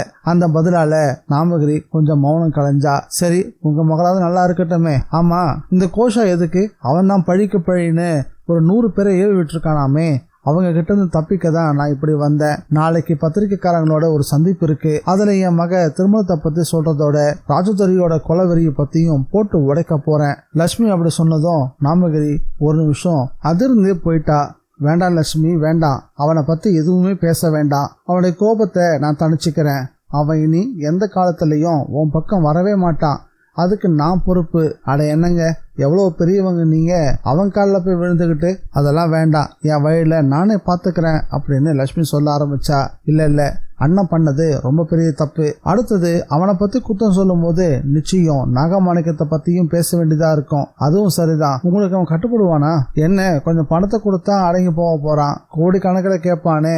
10 கோடி கூட கேட்கட்டும், கொடுத்துட்டு போறேன். அவனுக்கு எதுக்காக அவ்வளவு பெரிய தொகை? வேற வழி, நீ இந்த கவலையை விடுங்க. இனி உங்க பொண்ணு மாப்பிள்ளைய நல்லபடியா பாத்துக்கோங்க அப்படின்னு நாமகிரி இந்த பிரச்சனைக்கு முற்றுப்புள்ளி வைக்க முயற்சி பண்ணா. அது மட்டும் இல்லாம அடுத்த வார்த்தையை சொல்லும் போதுதான் லட்சுமிக்கு சுருக்குன்னு இருந்துச்சு. அப்புறம் எங்க அப்பா உங்க பொண்ணுதான் இந்த வீட்டுக்கு மருமகளா வரப்போறான்றதுக்காக சீதனமாக கொடுத்து அனுப்பினார்ல நாகமாணிக்கம், அதை மட்டும் கொஞ்சம் மறக்காம திருப்பி கொடுத்துருங்க. அதை 100 கோடி ரூபாய்க்கு இலங்கையில இருந்து வியாபாரி ஒருத்தன் வந்து கேட்டுட்டு போயிருக்காரு. நாகமாணிக்கத்தை வாங்கி அவர்கிட்ட கொடுத்துட்டு அந்த பணத்தை வச்சு ராஜதுரையை சரி கட்டிடலாம். இந்த வார்த்தைகளை கேட்டதும் லட்சுமிக்கு பலமான ஒரு திகைப்பு ஏற்பட்டுச்சு. அத்தியாயம் 21. திகைப்போட மௌனம் சாதிச்ச லட்சுமிய நாமகிரியும் கூர்ந்து கவனிச்சா. என்னம்மா, என்ன யோசிக்கிறீங்க? ஒண்ணுமில்ல. அந்த நாகமாணிக்கம் என்கிட்ட வந்த நேரம் எனக்கும் எவ்வளவோ நல்லதெல்லாம் நடந்திருக்கு தெரியுங்களா? ஆமாமா, அது வேற, மகாலட்சுமி வேற கிடையாதுன்றது எங்க அப்பாவோட சித்தாந்தம். இத அவர் அடிக்கடி என்கிட்ட சொல்லுவாரு. ஏமா, நீங்களே அதை மகாலட்சுமின்னு சொல்லிட்டீங்க, அப்புறம் ஏமா அந்த மகாலட்சுமியை தூக்கி ஒரு இலங்கை வியாபாரிக்கு கொடுக்க போறீங்க? வேற என்ன பண்ண சொல்றீங்க? இந்த எம்எல்ஏ பையன் நிச்சயம் சும்மா இருக்க மாட்டான். அப்பாவும் அவன் விஷயத்துல அவசரப்பட்டுட்டாரு. அதுக்கு ஒரு நஷ்டஈடு கொடுத்துதான் ஆகணும். அப்படி கொடுத்தாதானே அவனும் சும்மா இருப்பான். ராஜதுரையால இனி எதுவும் செய்ய முடியாதுமா. நீங்க வேற லட்சுமி அம்மா, அதான் இந்த ஜமீனையே ஒண்ணுமில்லாம பண்ணிட்டானே. இனி அவன் பழிவாங்க யார் இருக்கா சொல்லுங்க? பழிவாங்க யாரும் இல்லதான். ஆனா அந்த நாகமாணிக்கம் மேல அவனுக்கு ஒரு கண்ணு இருக்கு. நாமகிரி காட்டிய அந்த கோணம் லட்சுமியை ரொம்ப கூர்மையாக்கி இன்னும் தீவிரமா யோசிக்க வச்சுது. சரிங்கம்மா, நீங்க கிளம்புங்க. ஒரு நல்ல நேரத்துல அந்த நாகமாணிக்க கல்லை கொண்டு வந்து கொடுத்துருங்க. இந்த வார்த்தைகளை சொல்லிட்டு நாமகிரி சட்டுன்னு அமைதியாயிட்டா. இதுக்கப்புறம் பேசுறதுக்கு எதுவுமே இல்லைன்னு புரிஞ்சதும் லட்சுமி சட்டுன்னு எழுந்தா. வணக்கத்தை சொல்லிட்டு அங்க இருந்து கிளம்பினா. சொக்கிக்குளம் அம்பாரி மாளிகைக்கு பழைய மிடுக்கு திரும்ப வந்துருச்சு. சோடிய விளக்குகள்லாம் ஜெகஜோதியா எரிஞ்சுக்கிட்டு இருந்தது. மாளிகையோட முகப்புலையும் நல்ல குளத்தள்ளிய வாழை மரங்கள் கட்டப்பட்டிருந்தது. அதுவே பிரியா அர்ஜுன் திருமணம் முடிஞ்சு போச்சு அப்படின்றத சொல்லாம சொல்லிக்கிட்டு இருந்தது. லைன் லட்சுமி கமிஷனர் வரைக்கும் போய் ராஜோதரம் மேலேயே புகார் கொடுத்திருந்ததால வீட்டை சுத்தி போலீஸ் பாதுகாப்பு வேற. பத்திரிகையாளர்களும் எப்படியாவது லட்சுமியை பிடிச்சு சுட சுட செய்தியை வாங்கணும் அப்படின்னு காத்துக்கிட்டு இருந்தாங்க. லட்சுமியும் எல்லாத்துக்கும் தயாரா தான் இருந்தா. நரிக்குடி ஜமீன்ல நாமகிரி நாகமாணிக்கத்தை திரும்ப கேட்டது மட்டும் அவன் மனசுல ஒரு நெருடலை ஏற்படுத்திக்கிட்டே இருந்துச்சு. ராஜோதரியும் அதுக்கு தான் ஆசைப்படுறான் அப்படின்றது தெரிஞ்ச பிறகும் கூட என்ன ஆனாலும் சரி அதை மட்டும் இழக்கவே கூடாதுன்னு முடிவே பண்ணினா லட்சுமி. அதுக்கு ஒரே ஒரு வழிதான் இருக்கு. அந்த இலங்கை வியாபாரி யாருன்றதை கண்டுபிடிச்சி அவங்கிட்ட இருக்கக்கூடிய நாகமாணிக்கத்தை தான் கைக்கு கொண்டு வரணும் அப்படின்னு முடிவே பண்ணிட்டா. ஜமீன்ல நாமகிரி பேசுனதை வச்சு பார்க்கும் போது பணத்தை யார் கொடுத்தாலும் அவங்களுக்கு அந்த நாகமாணிக்கத்தை விட்டு கொடுத்துருவா அப்படின்றது ரொம்ப தெளிவா லட்சுமிக்கு புரிய ஆரம்பிச்சது. இப்படியே மனம் முழுக்க நாகமாணிக்கத்தை பத்தியே யோசிச்சுட்டு வர காரும் அம்பாரி மாளிகையை நெருங்கிருச்சு. கார் போர்ட்டிக்குள்ள வந்து நின்னதும் காரை விட்டு இறங்கினா. வந்திருக்கிறது லட்சுமி தான் தெரிஞ்சுக்கிட்டு பத்திரிகைக்காரங்கெல்லாம் போட்டோ எடுக்க ஆரம்பிச்சுட்டாங்க. என்ன மேடம், மதம் மாறிட்டீங்களான்னு குறும்புக்கார நிருபர் ஒருத்தர் கேள்வியும் கேட்டாரு. ஆனா அதுக்கெல்லாம் லட்சுமி கோச்சிக்கவே இல்லை. இவங்களை எல்லாம் ஒரு 5 நிமிஷத்துல வந்து சந்திக்கிறேன், பிறகு விஷயத்த விவரமா சொல்றேன் அப்படின்னு சொல்லிட்டு வேகமா மாளிகைக்குள்ள நுழைஞ்சா. சிட்டி பாபு வந்தவங்க எல்லாரையும் ஹால்ல கூட்டிட்டு வந்து உட்கார வைக்க ஆரம்பிச்சிருந்தான். எல்லாரையும் உட்கார வச்ச பிறகு மாடியில பிரியாவை கொஞ்சிக்கிட்டு இருந்த பிரியாவோட அறைக்கு இன்டர்காம் மூலியமா தகவலை சொன்னான். மாப்பிள்ள சார், பத்திரிகைக்காரங்களாம் வந்திருக்காங்க. இன்னொரு 5 நிமிஷத்துல நீங்க தயாரா இருந்தீங்கன்னா ரொம்பவே நல்லது. நான் மட்டுமா இல்ல பிரியாவும் வரணுமா? 2 பேரும் தான் சார். தகவலை சொல்லிட்டு எல்லாருக்கும் காஃபி கொடுக்கறதுக்காக சமையல்காரனை கூப்பிட்டான். அவனும் காஃபியோட வரவும் லட்சுமியும் அதுக்குள்ள வந்து சேர்ந்துட்டா. உடைகள் எல்லாத்தையும் மாற்றிட்டு பாக்குறதுக்கு ரொம்ப பதற்றத்தோட தெரிஞ்சா. பிரியாவும் அர்ஜுனும் அவ பக்கத்துல வந்து உட்கார்ந்ததும் பத்திரிகையாளருடைய கூட்டம் தொடங்குச்சு. உங்க எல்லாருக்குமே வணக்கம். சமீபத்துலதான் உங்க எல்லாரையுமே நான் சந்திச்சேன். அந்த கூட்டத்துல கூட என் பொண்ணோட கல்யாண விஷயத்த பத்தி நீங்க பல கேள்விகள் என்கிட்ட கேட்டீங்க. நான் ஒரே ஒரு பதில தான் கொடுத்தேன். என் பொண்ணு பிரியாவுக்கும் நரிக்குடி ஜமீன் நல்லமன் ஐயாவோட பேர ரமேஷுக்கும் தான் கல்யாணம் அப்படின்னு அப்ப சொல்லியிருந்தேன். ஆனா இப்ப சூழ்நிலை வேறு விதமா ஆயிருச்சு. பிரியா கூட படிச்ச அவருடைய ஃப்ரெண்டான அர்ஜுனையே கல்யாணம் பண்ணிக்கக்கூடிய ஒரு சூழ்நிலையும் ஏற்பட்டு போச்சு. சில நாட்களுக்கு முன்னாடி நடந்த லாரி விபத்துல ரமேஷ் இறந்து போவாருன்னோ இல்ல நரிக்குடி ஜமீனே அழிஞ்சு போகணும் நான் கனவுல கூட நினைச்சு பார்க்கல. மாஜி எம்எல்ஏவான ராஜதுரைக்கும் நரிக்குடி ஜமீன்தாருக்கும் இடையே ஏதோ ஒரு மன வருத்தம். அது ரமேஷ் கொலையில போய் முடிஞ்சிருக்கு. அந்த ராஜதுரை ரமேஷை மட்டும் குறி வைக்கல, என்னையும் என் பொண்ணையும் கூட குறி வச்சிருக்கான். அவன் கண்ணிலையோ இல்ல அவனுடைய ஆட்கள் கண்ணிலையோ நான் பற்றக்கூடாதுன்றதுக்காக தான் நான் கோஷா போட்டுக்கிட்டு தெரிய வேண்டிய அவசியம் ஏற்பட்டுச்சு. நான் எப்பவும் எதுக்கும் அஞ்சாதவ. அதனால ராஜதுரைக்கு நான் பயப்படல.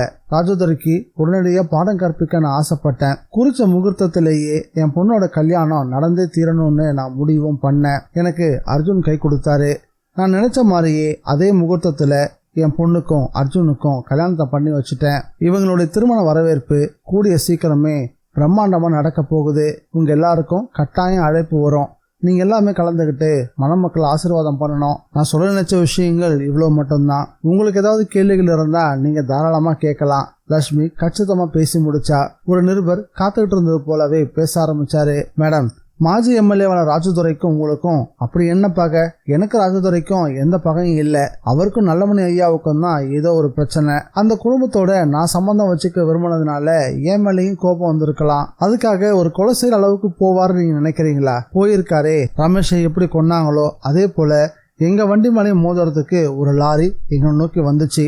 நல்ல வேலையா நாங்களும் தப்பிச்சிட்டோம். ரமேஷ் இறந்து போனது விபத்துல தான், அது கொலை இல்லைன்னு லாரி டிரைவரும் வாக்குமூலம் கொடுத்திருக்காரு. எந்த காலத்திலையும் கொலை பண்ணவங்க நான் தான் கொலை பண்ணேன்னு ஒத்துக்கிட்டதே கிடையாது. அப்போ இப்போ நீங்க அந்த குற்றச்சாட்டுல உறுதியா இருக்கீங்களா? நிச்சயமா. ராஜதுரைக்கு தண்டனை கிடைக்கிற வரைக்கும் இந்த விஷயத்த நான் சும்மா விட போறதில்ல. நரிக்குடி ஜமீன்தார் பேரனுக்கு நிச்சயம் பண்ணிருந்த உங்க பொண்ண ஒரு சாதாரண நபருக்கு கல்யாணம் பண்ணி கொடுத்துருக்கீங்களே அப்படின்னு ஒரு நிருபர் கேட்ட கேள்விக்கு ரமேஷை கல்யாணம் பண்ணிக்க சொல்லி நான் கேட்டப்போ என் பொண்ணு சம்மதிச்சா. அது இனி நடக்க வாய்ப்பே இல்லை அப்படின்னு போனப்போ அர்ஜுன் தானா முன் வந்தாரு. என் மகளும் சம்மதம் சொல்லிட்டா. அதன் பிறகு அவங்க ஆசைக்கு குறுக்க நான் நிக்க விரும்பல. அதனாலதான் 2 பேருக்கும் கல்யாணம் பண்ணி வச்சேன். இவங்க 2 பேரும் ஏற்கனவே காதலிச்சாங்கன்னும் நீங்க ஏற்பாடு பண்ணி வச்சிருந்த கல்யாணம் பிடிக்காம தான் உங்க பொண்ணு வீட்டை விட்டு ஓடி போனதாகவும் நாங்க கேள்விப்பட்டோம். ஆனா நீங்க சொல்றதுக்கும் நாங்க கேள்விப்பட்டதுக்கும் ரொம்பவும் முரண்பாடா இருக்குது. நீங்க 1000 விஷயங்கள் கேள்விப்பட்டிருக்கலாம், அது அவ்வளவும் உண்மையா இருக்கணும்ன்ற அவசியம் இல்லை. இந்த வார்த்தைகளை சொல்லிட்டு லட்சுமி இனி பேசுறதுக்கு எதுவுமே இல்லைன்ற மாதிரி சட்டுன்னு எழுந்திருச்சு நின்னா. இனி எந்த கேள்விக்கும் லட்சுமி பதில் சொல்ல போறதில்லைன்னு புரிஞ்சுக்கிட்டு வந்த வேலையை பார்ப்போன்னு அங்கிருந்த எல்லா போட்டோகிராஃபர்ஸும் அர்ஜுனையும் பிரியாவையும் மாறி மாறி போட்டோஸ் எடுக்க ஆரம்பிச்சாங்க. ஒரு சில வினாடிகளுக்கு ஒரே பிளாஷ் மழை. மாலை பத்திரிகைகள்ல 8 காலத்திலையும் லட்சுமி சொன்ன விஷயங்கள் செய்தியா வெளியாகி இருந்தது. அந்த செய்தியை ஒட்டி பிரியாவும் அர்ஜுனும் இணைஞ்சு நிற்கக்கூடிய படமும் வெளியாகி இருந்தது. தலைப்பு மாஜி எம்எல்ஏ ராஜதுரை ஒரு கொலையாளி, லயன் லட்சுமி பகிரங்க குற்றச்சாட்டு அப்படின்னு கொட்டை எழுத்துல மின்னிக்கிட்டு இருந்தது. அந்த செய்தித்தாள் ராஜதுரை கையிலையும் இருந்துச்சு. அவனுடைய 2 கண்களும் ரத்த சிவப்பும் மாறி இருந்தது. அண்ணே, லட்சுமி துணிஞ்சிட்டானே, அவளுக்கு நீங்க சரியான பதிலடியை கொடுத்தே ஆகணும், இல்லைன்னா நிலைமை ரொம்பவே மோசமா போயிடும்னு ஒரு கைத்தடி நல்லா உசுப்பேத்தி விட்டுக்கிட்டு இருந்தான். ராஜதுரையும் முதல்ல சாமிக்கு போன் போட்டு வர சொல்லுங்கடா. அட போங்கண்ணே, அவர் வேஸ்ட்டுண்ணே, கூப்பிடுறான்னு சொன்னேன். என்னென்ன நீங்க நாகமாணிக்கல் அவகிட்ட இருக்கிறதுனால அவ தான் ஜெயிப்பான்னு உங்ககிட்டே சொல்ற அவர்கிட்ட போறது நல்லாவா இருக்கு? அவரை விட்டா நமக்கு உதவி செய்யறதுக்கு இப்ப வேற யாருமே இல்லடா, நல்லா புரிஞ்சுக்கோ. அப்படின்னா இந்த முறை அவர்கிட்ட வெட்டு 1 துண்டு 2ன்னு பேசிருங்க. சொல்லதான் போறேன், முதல்ல அவருக்கு போனை போடு. ராஜதுரை சொன்ன மாதிரியே அந்த கைத்தடி சாமியாருக்கு போன் பண்ணா. மறுமுனையில சங்கானந்த சுவாமிகள் போனை சுவிட்ச் ஆஃப் பண்ணி வச்சிருக்காரு அப்படின்னு பதில் வந்துச்சு. அண்ணே, அவர் ரொம்பவே விவரமா இருக்காரு, எப்படியும் நீங்க அவருக்கு கால் பண்ணி கதறுவீங்கன்னு அவருக்கே தெரிஞ்சிருக்கு போல இருக்கு, அதான் சுவிட்ச் ஆஃப்னு வருது. சே, என்னடா இது இப்படி நடக்குது அப்படின்னு ராஜதுரை விரக்தியும் கோபமும் கலந்தபடி பேச ஆரம்பிச்சான். எனக்கு என்னவோ அந்த சாமியார் இப்ப நேரா லட்சுமி பார்க்க போயிருப்பார்னு தோணுது. ஏன்னா அவருக்கும் நாகமாணிக்கல் தேவைப்படுது இல்ல. உங்ககிட்ட பேசின அதே டீலிங்க அவகிட்ட பேசுறதுக்கு அவருக்கு எவ்வளவு நேரம் ஆக போகுது? என்னதான் ராஜதுரையோட கைத்தடியா இருந்தாலும் அந்த நபர் சரியா யூகம் பண்ணி இருந்தான். ஏன்னா யூகப்படி சாமியாரும் லட்சுமி வீட்டுல தான் இருந்தாரு. சாமியாரை பார்த்த லட்சுமிக்கு கொஞ்சம் சங்கடமா தான் இருந்துச்சு, கூடவே ஒரு சந்தோஷமும். வாங்க சாமி, எங்க இவ்வளவு தூரம்? லட்சுமி சர்வசாதாரணமா ஒரு பாவனையோட கேட்டா. ஏமா, உங்களை பார்க்க நான் வரக்கூடாதுங்களா? என்னை பார்க்க யாரு வேணாலும் வரலாம், ஆனா நீங்க போன தடவை போனப்போ அடுத்த முறை நீ என்னை கூப்பிட்டாதான் நான் வருவேன் அப்படின்ற துணியில பேசிட்டு போனீங்க. ஆனா இப்ப நீங்களே வரவும் எனக்கு ஒரே ஆச்சரியமா இருக்கு. நான் ஒன்னும் நானா வரல லட்சுமி அம்மா, இப்ப அந்த ராஜதுரையோட ஒரு தூது ஒன்னா தான் வந்திருக்கேன். அடடே, எம்எல்ஏ சார் சமாதான தூது அமைச்சிருக்காரா? பலே பலே, தப்புமா, அவர் உங்களை எச்சரிக்கை தான் பண்ணிட்டு வர சொல்லியிருக்காரு. என்ன சாமி, அந்த ராஜதுரை மிரட்டி பாக்குறானா என்ன? நிச்சயமா இல்ல, ராஜதுரை நிஜமா ஒரு தீர்க்கமான முடிவோட தான் இருக்காரு. அவர் உங்களுக்கும் அந்த நல்லமணி ஐயாவுக்கு நடுவுல ஒரு பாலமா இருந்தவரு. ஆனா நீங்க 2 பேரும் சுயநலமா அந்த பாலத்தை இடிக்க நினைச்சீங்க. நல்ல வேலையா அதுல இருந்து அவர் தப்பிச்சிட்டாரு. இப்போ அதுக்கான சரியான பதிலடியை கொடுக்க காத்துக்கிட்டு இருக்காரு. தப்பு சாமி, ராஜதுரை விஷயத்துல நான் எந்த தப்பும் பண்ணல. நல்லமணி ஐயா தான் அவசரப்பட்டுட்டாரு. ராஜதுரை ரமேஷை பழி வாங்கின வரதான் சரி, ஆனா என்கிட்டயும் மோத நினைக்கிறது முட்டாள்தனம் இல்லைங்களா? இங்க பாருங்க லட்சுமி அம்மா, இப்ப நீங்க எந்த நியாய அநியாயத்தையும் பேச முடியாது. விஷயம் கைமீறி போயிருச்சு. அந்த டிரைவரோட வாயை கட்டி போட்டதே நான் தான். அது ஒரு வசிய கட்டு, அதை அவிழ்க்க 1 நொடி அதிகம். அப்படி அவிழ்த்து லாரியை ஏற்றி ரமேஷை கொலை செய்ய சொன்னது நீங்க தானே அந்த டிரைவர் சொன்னா உங்க நிலைமை என்ன ஆகும்னு கொஞ்சம் யோசிச்சு பாருங்க அப்படின்னு சாமியார் நேரடியாவே லட்சுமியை மிரட்ட ஆரம்பிச்சிட்டாரு. சாமியார் மெதுவா தனக்கு செக் வைக்க ஆரம்பிச்சிருக்காருன்றத லட்சுமி உணர ஆரம்பிச்சா. கொஞ்சம் அது அவளுக்கு அதிர்ச்சியாவும் தான் இருந்துச்சு. இருந்தாலும் அந்த அதிர்ச்சியை வெளியே காட்டிக்காம நிமிர்ந்து உட்கார்ந்தா. சாமி, என்ன சாமி, வசிய கட்டு அது இதுன்னு மிரட்டி பாக்குறீங்களா? ரமேஷனோட மாப்பிள்ளையாக வேண்டியவன், என் மாப்பிள்ளைய நானே குலமரிச்சு பண்ணுவேனா? கேழ்வரகுல நெய் வடியுதுன்னு நீங்க சொல்லலாம், கேட்கறவங்களுக்கு புத்தி எங்க போச்சுன்னு நான் கேட்பேன்ல. இல்ல கேட்க வைப்பேன்ல. சங்கானந்த சுவாமிகளும் லட்சுமி கேட்ட கேள்விக்கு ஒரு எதிர்பதில கொடுத்தாரு. இங்க பாருங்க லட்சுமி அம்மா, இப்போ ஒரு பையனுக்கு உங்க பொண்ணை நீங்க அவசர அவசரமா கட்டி வச்சிருக்கீங்க. உங்க பொண்ணுக்கும் ரமேஷ் மேல விருப்பமே இல்லை. இந்த நிலையில பொண்ணு விருப்பத்துக்காக நாளைக்கு ரமேஷ் உங்களை தொந்தரவு பண்ணக்கூடாதுன்றதுக்காக, குறிப்பா அந்த நாகமாணிக்க கல்லை நீங்களே அபகரிச்சுக்கணும் அப்படின்ற எண்ணத்தோடையும் நீங்களே ஒரு டிரைவரை செட் பண்ணி ரமேஷை கொலை பண்ணிட்டு அந்த பழியை ராஜதுரை மேல போட சொன்னாங்க அப்படின்னு நான் சொல்ல வைக்கிறதுக்கு எனக்கு ரொம்ப நேரம் ஆகாது. அதனால உங்க நிலைமை எப்படிப்பட்டதுன்றத நீங்களே தெளிவா யோசிச்சுக்கோங்க. சாமியார் பதில் லட்சுமிக்கு மனசுக்குள்ள ஒரு இறைச்சலை உண்டாக்க ஆரம்பிச்சிருச்சு. என்ன சாமி, ஒரு முடிவோட தான் வந்திருக்கீங்க போல இருக்கு. நிச்சயமா அதுல எந்த சந்தேகமும் உனக்கு வேண்டாம். நான் இப்ப யார் பக்கம் சாயலனோ அவங்க தான் ஜெயிக்க போறீங்க. நான் உன் பக்கம் சாஞ்சி ராஜதுரையை கதற விடுறதுக்கும் வாய்ப்பு இருக்கு, இல்ல ராஜதுரை பக்கம் சாஞ்சி உன்னை கதற விடவும் வாய்ப்பு இருக்கு. இதுல எது நடக்கும்ன்றத நீ தான் இப்ப முடிவு பண்ணணும். சரி சாமி, உங்களுக்கு அப்படி என்னதான் வேணும்? விஷயத்துக்கு வாங்க. தெரியாத மாதிரி கேட்டா எப்படிமா? என்னை பொறுத்த வரைக்கும் உன் கையில இருக்கக்கூடிய நாகமாணிக்கத்துக்கு எல்லை இல்லாத சக்தி உண்டு. அது ஒரு மண்டல காலம் எனக்கு தேவை. அதை நீங்க தரேன்னு சொன்னா நான் உங்க பக்கம், அதையே ராஜதுரை என்கிட்ட கொடுக்குறேன்னு சொன்னா நான் அவன் பக்கம். இல்ல தெரியாம தான் கேட்குறேன் சாமி, என்கிட்ட இருக்க பொருளை ராஜதுரை எப்படி உங்களுக்கு கொடுக்குறேன்னு சொல்லுவான்? நல்லா யோசிச்சு பதில் சொல்லுமா. லாரி டிரைவர் அவனுடைய ஆளு. நான் இப்போ உங்ககிட்ட சொன்ன மாதிரியே அவன் மட்டும் போலீஸ்ட வாய் திறந்து உண்மையை சொன்னா உங்க நிலைமை என்ன ஆகும்? கொஞ்சம் யோசிச்சு பாருங்க. என்கிட்ட நாகமாணிக்க கல் இருக்கும் போது என்னை இன்னொருத்தருடைய பயமுறுத்தி ஜெயிக்க முடியும் நீங்க நம்புறீங்களா? லட்சுமி அம்மா, அந்த நாகமாணிக்க கல் ஒன்றும் உங்களுடையது இல்லைல்ல. ஏற்கனவே அந்த நரிக்குடி ஜமீன்ல அதை கொண்டு வந்து கொடுங்கன்னு உங்கள்கிட்ட சொல்லிட்டாங்கல்ல. ஏன்னா அது அவங்க சொத்தாச்சு. இருக்கலாம், ஆனா நான் அதை அவங்கள்ட்ட கொடுத்தா தானே. அதுக்கு 50 கோடி ரூபாய் விலை சொல்லியிருக்காங்க. அந்த 50 கோடியை நான் அவங்களுக்கு கொடுத்துட்டா? லயன்லட்சுமி சொன்ன வார்த்தையில கேட்டதும் சங்கானந்த சுவாமிகள் வாயடைச்சு போய் நின்றுட்டாரு. அதே நேரம் பக்கத்தாரில உட்கார்ந்து என்னுடைய வாக்குவாதத்தை கேட்டுட்டு இருந்த அர்ஜுன் முகத்துல ஏராளமான அதிர்ச்சி. அத்தியாயம் 22. 50 கோடி ரூபாய் போனாலும் பரவாயில்ல, தானே நாகமாணிக்கத்தை வாங்கிறனோன்னு லட்சுமி ஒரு முடிவுக்கே வந்துட்டா. இந்த விஷயம் அர்ஜுனை பெரிய அளவுல யோசிக்க வச்சிருச்சு. சங்கானந்த சுவாமிகள் கிட்ட ஸ்ருதி கொஞ்சம் குறைஞ்சும் போச்சு. லட்சுமியை அவர் வெறுமையா பார்த்தாரு. என்ன சாமி, என்னோட முடிவு உங்களுக்கு ரொம்ப ஆச்சரியமா இருக்குதா? சாமியார் கிட்ட இருந்து எந்த பதிலும் இல்ல. உங்களால பதில் சொல்ல முடியல. அதுக்கும் மௌனம் தான். நான் யாரையும் ஏமாத்த நினைக்கிறவன் இல்ல சாமி. நாமகிரி அம்மாவும் 50 கோடின்னு ஒரு விலை வச்சுட்டாங்க. அவங்களே ஒரு 10 கோடி ரூபாய ராஜதுரைக்கு கொடுத்து அவன் வாயை அடைக்கவும் முடிவு பண்ணிட்டாங்க. ராஜதுரையும் மாஜி எம்எல்ஏ தானே, எதுக்கு என்னென்ன விலைன்னு அவனுக்கு நல்லாவே தெரியும் தானே. பணத்தை கொடுத்து நாமகிரி சமாதானத்துக்கு வரும்போது அதெல்லாம் முடியாது, நான் படிக்கப்படிதான் வாங்கியே தருவேன்னு சொல்ல நரிக்குடி ஜமீன்ல இப்ப யாருமே இல்லையே. இதுக்கும் சங்கானந்த சுவாமிகள் மௌனமா தான் இருந்தாரு. என்ன சாமி, வாயை திறக்கவே முடியலையா என்ன? கொஞ்சம் முந்திதான் எங்க 2 பேர் சந்தோஷமும் துக்கமும் உங்க கையில இருக்குன்ற மாதிரி நீங்க பேசுனீங்க. நான் அதை விலைக்கு வாங்குற முடிவுக்கு வந்ததும் கப்சிப்னு ஆயிட்டீங்களே. உண்மைதான் லட்சுமி அம்மா, உங்களோட இந்த முடிவை நான் கொஞ்சம் கூட எதிர்பார்க்கவே இல்லை. எப்பவும் யாரும் எதிர்பார்க்காத செய்யறதுதான் இந்த லயன் லட்சுமியோடைய புத்திசாலித்தனம். பாராட்டுறேன். நாகமாணிக்க கல் யார்கிட்ட இருக்குதோ அவங்கள அதை நல்வழி தான் படுத்தும். அது உங்ககிட்ட இருக்கிற வரைக்கும் யாரும் எதுவும் செய்ய முடியாது. நான் இப்ப போறேன், கொஞ்ச நாள் கழிச்சு மறுபடியும் வருவேன். அப்போ நான் செய்ய நினைச்ச நாகபந்தன பூஜைக்கு அந்த கல்லை கொடுத்து உதவி செஞ்சீங்கன்னா ரொம்பவே சந்தோஷப்படுவேன். நான் இப்ப பேசின விஷயங்கள் உங்களுக்கு சங்கடத்தை ஏற்படுத்தி இருந்தா நான் அதுக்கு ரொம்பவே வருத்தப்படுறேன். அது வரைக்கும் கொஞ்சம் ஆக்ரோஷமா பேசிட்டு இருந்த சாமியார் சட்டுன்னு அடங்கி போனது ஆச்சரியமான விஷயம்தான். சொன்னவரு படு வேகமா அங்கிருந்து கிளம்பவும் செஞ்சுட்டாரு. லட்சுமி அதை எதுவுமே பெருசா எடுத்துக்கவே இல்லை. ஆனா அர்ஜுன் மட்டும் அவர் போறதையே பார்த்துக்கிட்டே இருந்தான். லட்சுமி மனசுல ஒட்டுமொத்தமா தான் ஜெயிச்சிட்ட மாதிரியான உணர்வு ஏற்படவும் ஆரம்பிச்சுது. எங்கேயோ ஒரு பெரிய தவறு ரொம்ப அழகா திட்டமிட்டு நடத்தப்படுது அப்படின்றது அர்ஜுனுடைய உள்ளுணர்வா இருந்துச்சு. தீவிரமா அவன் யோசிச்சுட்டு இருந்த அதே வேலையில தலைக்கு குளிச்சுட்டு கூந்தல கோதிபடி பக்கத்திலே வந்து உட்காந்தா பிரியா. பேச்சையும் தொடங்கினா. என்ன அர்ஜுன், என்ன தீவிரமா யோசிச்சுட்டு இருக்க? எல்லாம் அவங்க அம்மா எடுத்திருக்கிற ஒரு முடிவை பத்தி தான். அம்மா அப்படி என்ன முடிவு எடுத்திருக்காங்க? அந்த நாகமாணிக்கத்துக்கு 50 கோடி ரூபாய் கொடுக்க போறாங்களாம். நிஜமாவா? அம்மாவா அப்படி சொன்னாங்க? என்ன கேள்வி இது பிரியா? என் காதல விழுந்ததுதான் நான் சொல்லிட்டு இருக்கேன். சரி, அதனால இப்போ உனக்கு என்ன ஆச்சு? ஒரு புளியங்குண்டு அளவு உள்ள கல்லுக்கு 50 கோடிங்கிறது என்ன என்னவோ பண்ணுது. அளவுல அது சின்னதுதான், மூர்த்தி சிறுசானாலும் கீர்த்தி பெருசுன்ற மாதிரி அது வந்ததுல இருந்து நம்ம 2 பேர் வாழ்க்கையிலையும் நிறையவே மாற்றங்கள்.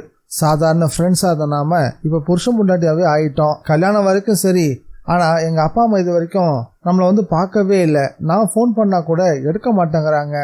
நீ என்ன சொல்ல வர அர்ஜுன்? நீ சொல்ற மாதிரி அந்த கல்லுக்கு உண்மையிலே சக்தி இருந்திருந்தா என் அப்பா அம்மா நேர்ல நம்மளை வாழ்த்திருக்கணும்ல.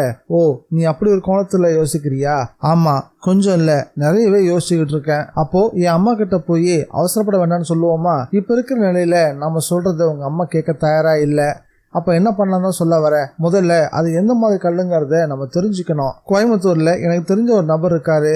அவர் ஒரு நவரத்ன நிபுணர். அவர்கிட்ட இந்த நாகமாணிக்கத்தை காட்டி அவருடைய விஞ்ஞானபூர்வமான பதிலை நம்ம தெரிஞ்சுக்கிட்டோம்னா பிறகு என்ன செய்யலான்றத முடிவு பண்ணலாம். நாம இப்போ கல்லை கேட்டா அம்மா தருவாங்களா அர்ஜுன்?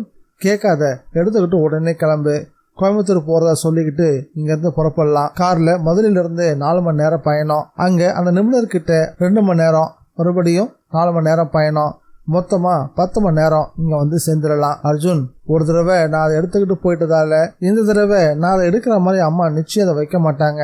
உண்மையை சொல்ல போனா அது எப்பவும் ஒரு சின்ன போஸ்ட்ல இருக்கும். அதுவும் அம்மாவோட பிளவுஸ்குள்ள தான் அதை பத்திரப்படுத்தி வச்சிருக்கான்னு நினைக்கிறேன். அடைச்ச என்ன இது அப்படின்னு தன் கைகளில் குத்திக்கிட்டான் அர்ஜுன். பலவிதமான எண்ணங்களோட எழுந்து நடக்கவே ஆரம்பிச்சுட்டான். அர்ஜுன், ஒருவேளை அப்பா அம்மா மனசு மாறி இங்க வரலாம் தானே?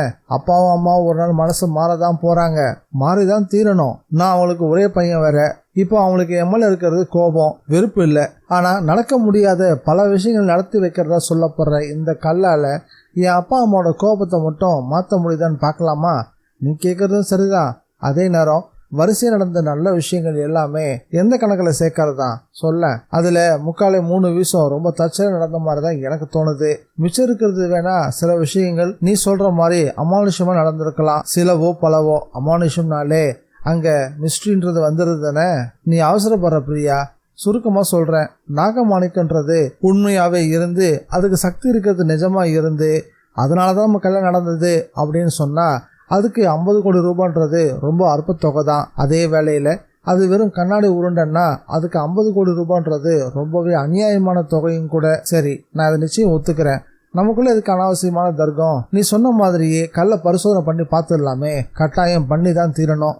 இன்னொரு முக்கியமான தகவலை நான் உனக்கு சொல்ல போறேன். வந்துட்டு போன சாமியார் போலீஸ் ஸ்டேஷனுக்குள்ள நுழைஞ்சி ரமேஷ் சாவறதுக்கு காரணமா இருந்த அந்த லாரி டிரைவரை மனசாலியை வசியப்படுத்தி கட்டி போட்டதா சொன்னாரு. அதனால என்ன அர்ஜுன், பொறுமையா கேளு. அப்படிப்பட்டவருக்கு உங்க அம்மாவோட ரவிக்கைக்குள்ள இருக்கக்கூடிய அந்த சின்ன கல் தெரிஞ்சிருக்காதா என்ன? அர்ஜுன், நீ சொல்றதும் வாசம் தான். அங்கதான் எனக்கு சந்தேகம் வருது பிரியா. இந்த சாமியாருக்கு மட்டும் உண்மையா அந்த கல் தேவைப்பட்டு இருந்தா உங்க அம்மாவை வசியப்படுத்தி தான் பின்னாலேயே கூட்டிட்டு போய் உங்க அம்மா கையாலேயே அந்த மாணிக்க கல்லை எடுத்து அவர்கிட்ட கொடுக்க வச்சிருக்கலாம் தானே?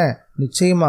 அப்படி அவர் செய்யாம உங்க அம்மா அந்த நாக மாணிக்கத்தை 50 கோடி ரூபாய்க்கு நான் விலை கொடுத்து வாங்க போறேன்னு சொன்னதும் எதுவுமே பேசாம வாயடிச்சு போய் நின்னாரு. அவர் திரும்பி போகும்போது கூட கொடுத்து உதவி செஞ்சீங்கன்னா ரொம்ப நல்லா இருக்கும்னு ரொம்ப தாழ்ந்த குரல்ல கெஞ்சற மாதிரி தான் பேசிட்டு போனாரு. போதும் அர்ஜுன், எனக்கு இப்ப எல்லாமே புரிஞ்சு போச்சு. அம்மா இப்படி ஒரு முடிவுக்கு வரணும்னு நிறைய விஷயங்கள் நடந்திருக்குன்னு நீ சொல்ல வர, அப்படித்தானே? சரியா சொன்ன. இது 50 கோடி ரூபாயை உங்க அம்மா கிட்ட இருந்து சாமர்த்தியம் பறிக்கிறதுக்காக நரிக்குடி ஜமீன் போட்ட திட்டம். சொல்ல போனா எனக்கு தெரிஞ்சு முதல் கட்டமா அவங்க போட்ட திட்டம் வேற மாதிரி இருந்திருக்கணும். ஒன்ன மட்டும் அந்த ரமேஷ்க்கு கல்யாணம் பண்ணி வச்சிருந்தா 50 கோடி என்ன, அதுக்கு அதிகமாவே உங்க அம்மாட்ட இருந்து தேவையான பணத்தை ரொம்ப சுலபமா கறந்திருக்க முடியும். ஆனா இப்ப நிலைமை மாறி போச்சு. அதனால பணத்தை பறிக்கிறதுக்காக வேற ஏதோ ஒரு திட்டம் போட்டிருக்காங்கன்னு எனக்கு தோணுது. வாவ் அர்ஜுன், உன்னோட யூகம் ரொம்பவே சரியா தான் இருக்கும் போல இருக்கு. நீ சொல்றத பார்த்தா இந்த சாமியாருக்கும் அந்த நரிக்குடி ஜமீனுக்கும் கூட ஏதோ சம்பந்தம் இருக்குன்னு எனக்கு தோணுது. எதுக்கு சந்தேகம்? அதை தீர்த்துக்க ஒரு வழியே இருக்கு. எப்படி அர்ஜுன்? நரிக்குடி ஜமீனோட போன் நம்பர் உங்ககிட்ட இருக்கா? அது என்ன பெரிய விஷயம்? சிட்டி பாபுகிட்ட கேட்ட கொடுத்துட்டு போறான். அவன் இப்ப எங்க இருப்பான் அப்படின்ற தேடலோட அர்ஜுன் நிமிரவும் இதில் சிட்டி பாபு வந்துகிட்டு இருந்தான். சிட்டி அப்படின்னு கூப்பிடவும் என்ன சார் அப்படின்னு சிட்டி பாபு ஓடி வந்தான். உங்ககிட்ட நரிக்குடி ஜமீன் நம்பர் இருக்கா? டெலிஃபோன் நம்பரா? ஆமா இருக்கு சார். ஆமா, உங்களுக்கு எதுக்காக அந்த நம்பரு? துக்கம் விசாரிக்கதா? நீங்க விசாரிக்க போறீங்களா? அத்தாதாம்பா விசாரிக்க சொன்னாங்க. அப்ப சரி, இந்தாங்க நம்பரை குறிச்சுக்கோங்க அப்படின்னு தன்னுடைய செல்போனுக்குள்ள அடங்கியிருந்த நம்பரை ஒரு தேடலுக்கு பின்னாடி எடுத்து அர்ஜுன் கிட்ட கொடுத்தான் சிட்டி பாபு. சிட்டி பாபு அங்கிருந்து நகர்ந்து போன பிறகு அர்ஜுன் அந்த நம்பருக்கு கால் பண்ண ஆரம்பிச்சான். பிரியா படபடப்போட அதை பார்த்துக்கிட்டே இருந்தா. மறுமுனையில யாரோ ஒருத்தர் போன் எடுத்து ஹலோ யாருன்னு கேட்டாங்க. நான் சங்கானந்த சாமிகள் பேசுறேன். அங்க பெரியவங்க யாரும் இல்லையா? ஓ சாமியா, இருங்க அம்மா வர சொல்றேன். அந்த பதில் அர்ஜுனை துள்ளி குதிக்க வச்சிருச்சு. சில நொடிகள்லயே மறுமுனையில நாமகிரியோட குரல் கேட்டுச்சு. சொல்லுங்க சாமி, எங்க இருந்து பேசுறீங்க? வெளியில இருந்தா பேசிட்டு இருக்கேன் தாயி. லட்சுமி 50 கோடிக்கு கல்ல வாங்க ஒத்துக்கிட்டா போல தெரியுது. ஆமா, ஏன் உன் குரல் ஒரு மாதிரியா கேக்குது? அது ஏன் கேக்குற? தெரியாம புது இடத்துல தண்ணியை குடிச்சிட்டேன். சரிங்க சாமி, எதுவா இருந்தாலும் நேர்ல வாங்க பேசிக்கலாம். போன்ல எல்லாம் பேச வேண்டாம்னு உங்களுக்கு நான் பல முறை சொல்லியிருக்கேன்ல.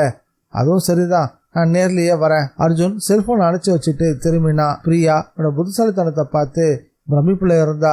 பிரியா, உன் அம்மா ஏமாறாம காப்பாத்தி தீரணும் அப்படின்னு உறுதியான குரலையும் சொன்னான். அத்தியாயம் 23. தன்னுடைய அம்மா ஏமாற இருந்த மிகப்பெரிய மோசடியை ரொம்ப சாதுரியமா சாதாரணமா கண்டுபிடிச்சிட்டான் அர்ஜுன் அப்படின்னு நினைக்கும் போது பிரியா ஒரு விதமான பரவசத்தோட தான் அவனை பார்க்க ஆரம்பிச்சா. அர்ஜுனுக்கோ அதை எப்படி சொல்லி லட்சுமியை தடுத்து நிறுத்துறது அப்படின்ற கவலை மனசுக்குள்ள பெருசா வளரவும் ஆரம்பிச்சுது. பிரியாவுக்கும் அது புரிஞ்சுது. அர்ஜுன், இப்ப அம்மாவை எப்படி தடுக்கிறதுன்னு நீ யோசிக்கிற? ஆமா பிரியா, நான் போன்ல பேசினதையும் பதிலுக்கு அந்த நாமகிரி அம்மா பேசினதையும் உங்க அம்மா கிட்ட நான் சொல்லும் போது அதை அவங்க நம்பாம போயிட்டாங்கன்னா என்ன பண்றதுன்னு தான் யோசிக்கிறேன். அப்படி இல்லை அர்ஜுன், அம்மா ஒன்றும் சின்ன குழந்தை கிடையாது. அவங்க கிட்ட நம்ம எல்லாத்தையும் சொல்லுவோம், நிச்சயம் யோசனை பண்ணுவாங்க. ஆமா, இப்ப அம்மா எங்க இருக்காங்க? அவன் கேட்கவும் அவ தேட தொடங்கினா. லட்சுமியும் அம்பாரி மாளிகையோட முகப்புல இருந்த தான் புருஷனுடைய சமாதியில மௌனமா உட்காந்துட்டு இருந்தா. அவளை பொறுத்த வரைக்கும் அந்த நாகமாணிக்க கல்ல அவளே வாங்கிட்டதா அவன் மனசுக்குள்ள ஒரு எண்ணம். தன்னுடைய புருஷன் சமாதியை பார்த்து, நீங்க உயிரோடு இருக்கும் போதே இந்த நாகமாணிக்க கல் மட்டும் எனக்கு கிடைச்சிருந்தா உங்களுக்கும் விபத்து ஏற்பட்டிருக்காது, நீங்களும் எங்களை விட்டு போயிருக்க மாட்டீங்க. இப்ப கிடைச்சதுனாலே ஒன்னும் குறைஞ்சு போயிடல. நம்ம பொண்ணுக்கு அவன் மனசுக்கு பிடிச்ச மாதிரியே நல்ல புருஷனும் கிடைச்சிட்டான். எனக்கும் பத்மஸ்ரீ விருது கிடைக்க போகுது. மழை மாதிரி வந்த பல சிக்கல்கள் பனி மாதிரி விலக ஆரம்பிச்சிருச்சு. இது வரைக்கும் நடந்த நல்ல விஷயங்களை விட இதுக்கப்புறம் நிறைய நல்ல விஷயங்கள் நடக்க போகுது. இதுக்கெல்லாம் உங்களுடைய ஆசீர்வாதம் வேணும். கணவனுடைய சமாதிக்கு முன்னாடி ஒரு நீண்ட பிரார்த்தனையை முடிச்சுட்டு லட்சுமி அங்கிருந்து வெளியே வந்தா. அவளை எதிர்கொண்டு பிரியா வந்து நின்னா. அம்மா, உன்னதாம்மா தேடிட்டு இருந்தேன். ஏமா, என்ன ஆச்சு? கொஞ்சம் உள்ள வாயேன், உன் கூட நான் கொஞ்சம் பேசணும். பிரியா கைகளை பிடிச்சுக்கிட்டு லட்சுமியை உள்ள அழைச்சிட்டு போனா. லட்சுமியோட தனியறையில் நுழைஞ்சதும் கதவை தாழிட்டா. உள்ள அர்ஜுன் காத்துக்கிட்டு இருந்தான். அவன் விஷயத்த சொல்ல ஆரம்பிச்சான். அதே நேரம் ஆஸ்பத்திரியில ராஜதுரைக்கு முன்னாடி சாமியார் தாடியை நீவி விட்டபடி புன்னகையோடு நின்றுட்டு இருந்தாரு. நான் சொல்றதை கீழே ராஜதுரை, பழி உணர்ச்சியை மூட்டை கட்டு. உனக்கு 10 கோடி ரூபாய் நஷ்டம் எடுத்தார. நரிக்குடி ஜமீனை இப்ப நிர்வாகம் பண்ணிக்கிட்ட நாமகிரி அம்மா முடிவு பண்ணிருக்காங்க. உனக்கும் எனக்கும் இருக்கிற ஸ்நேகிதத்தை தெரிஞ்சுக்கிட்டு அவங்களுடைய ஆள் ஒருத்தன் வந்து என்னை சந்திச்சான். அவன் தான் நாமகிரி அம்மா கிட்ட என்னை கூட்டிட்டும் போனான். அப்போ அந்த அம்மா சொன்னதை நான் சொல்றேன். சாமி, 10 கோடிலாம் எனக்கு பெரிய தொகை இல்லை. அடுத்து நான் எம்எல்ஏவா வந்தா இந்த பணத்தை ஒரு 2-3 கான்ட்ராக்ட்லயே எடுத்துருவேன். இது உங்களுக்கு தெரியாதா என்ன? சரி, நீ முடிவா என்னதான் சொல்ல வர? எனக்கு அந்த நாகமாணிக்க கல் தான் வேணும் சாமி. ஒண்ணு மட்டும் தெரிஞ்சுக்கோ, இப்போ அதோட விலை என்ன தெரியுமா? 50 கோடி ரூபாய். அதை உன்னால தர முடியுமா? ஓஹோ, அந்த நாகமாணிக்க கல்லுக்கு அவ விலை வச்சுட்டாளா? பைத்தியக்காரா, அவ வைக்கல, வச்சது நாமகிரி அம்மா. அவங்க வாங்க போறாங்க, அவ்வளவுதான். தன்னுடைய ஒட்டுமொத்த சொத்துமே கை விட்டு போனாலும் பரவாயில்ல, அந்த நாகமாணிக்க கல் தன்னை விட்டு போக கூட நினைக்கிறாளா அந்த லட்சுமி? ஆமாப்பா, அது அவகிட்டே இருந்தா அவ ஒரு நாள் முதலமைச்சர் ஆனாலும் ஆச்சரியப்படுறதுக்கு இல்ல. ஏன் சாமி, நான் அரசியல்லையே இருக்கிறவன், ஏன் நான் சிஎம் ஆக மாட்டேனா? ஏன்பா, அதுக்கு அந்த நாகமாணிக்க கல் உங்ககிட்ட வந்து சேர்ந்தாகணுமே. நீங்க எதுக்கு சாமி இருக்கீங்க? என்னை விடுங்க சாமி. அந்த கல்லு உங்களுக்கு வேண்டாமா? நான் கேட்டா லட்சுமி தருவான்ற நம்பிக்கை எனக்கு இருக்கு. அதை வச்சு நான் ஒரு பூஜை பண்ணினா போதும், அதுவும் 1 மண்டல காலம், அவ்வளவுதான். சாமி, உங்களுக்கு தேவையானதை நானும் கொடுக்கறேன். அது எனக்கு கிடைக்கிறதுக்கான வழி என்னன்றத கொஞ்சம் சொல்லுங்களேன். இங்க பாரு ராஜதுரை, விஷயத்த வளன்னு பேசிட்டு இருக்க தேவையில்ல. இப்ப கூட நீ சொல்லு, நான் 50 கோடி கொடுக்குறேன்னு சொன்னீங்கன்னா அந்த நாமகிரி அம்மா கிட்ட அந்த கல்லை உனக்கு தரும்படி நான் சொல்றேன். ஏசாமி, எங்கிட்டையும் பணம் கேட்குறீங்க, அந்த லட்சுமி அம்மாட்டையும் பணம் கேட்குறீங்க. சரி, நாங்கள் 2 பேருமே பணத்தை கொண்டு வந்துட்டோம். அப்ப என்ன ஆகும்? உங்க 2 பேருக்குள்ள அதை வாங்குறதுக்கு போட்டி ஏற்பட்டா அதோட விலை கொஞ்சம் அதிகமா கூட போகலாம். சாமி, என்ன சாமி சொல்றீங்க? ஏன் பதற? நான் உள்ளதான் சொல்றேன். லட்சுமி கிட்ட 100 கோடிக்கு மேல சொத்து இருக்கு. உங்ககிட்ட அவ்வளவு இருக்கா என்ன? நிச்சயமா என்கிட்ட அவ்வளவு இல்ல சாமி. ஆனா அந்த நாமகிரி அம்மா கேட்ட தொகை 50 கோடியை தரதுக்கு நான் தயாரா இருக்கேன். நான் உங்க கூட இவ்வளவு வருஷமா பழகி இருக்கேன். எனக்காக இது சம்பந்தமா நாமகிரி அம்மா கிட்ட நீங்க பேசக்கூடாதா என்ன? நீங்க எப்படியாவது பேசி அது எனக்கு கிடைக்கும்படி செய்யுங்களேன். சரிப்பா, நான் முயற்சி செய்யறேன். ஆமா, உங்ககிட்ட இருக்கிற பணம் அவ்வளவும் கருப்பு தானே? வெள்ளையா இவ்வளவு பெரிய தொகையை எப்படி சாமி வச்சிருக்க முடியும்? சாமியார் அதுக்கு பதிலா ஒரு சிரிப்பு மட்டும் சிரிச்சாரு. என்ன சாமி, அடிக்கடி இப்படி சிரிக்கிறீங்க? என்ன பயமுறுத்துறீங்களா? இல்ல, மக்கள் பணம் எப்படியெல்லாம் போகுதுன்னு யோசிச்சு பார்த்தேன், அதான் சிரிப்பு வந்துருச்சு. வேணா சாமி, மக்களை பத்தி என்கிட்ட பேசாதீங்க. உங்களுக்கு மக்களை பத்தி எதுவுமே தெரியாது. நம்ம ஜனங்க நல்லவங்களுக்கு தொடர்ந்து ஓட்டு போட்டதே கிடையாது. அவ்வளவு ஏன் பாதி பேர் ஓட்டே போடுறது இல்ல. நீ இதுக்காக வருத்தப்படுறியா என்ன? விடுங்க சாமி, ஜனங்களை பத்தி அப்புறம் பேசிக்குவோம். இப்போ ஆக வேண்டிய விஷயத்த கொஞ்சம் பார்க்கலாமே.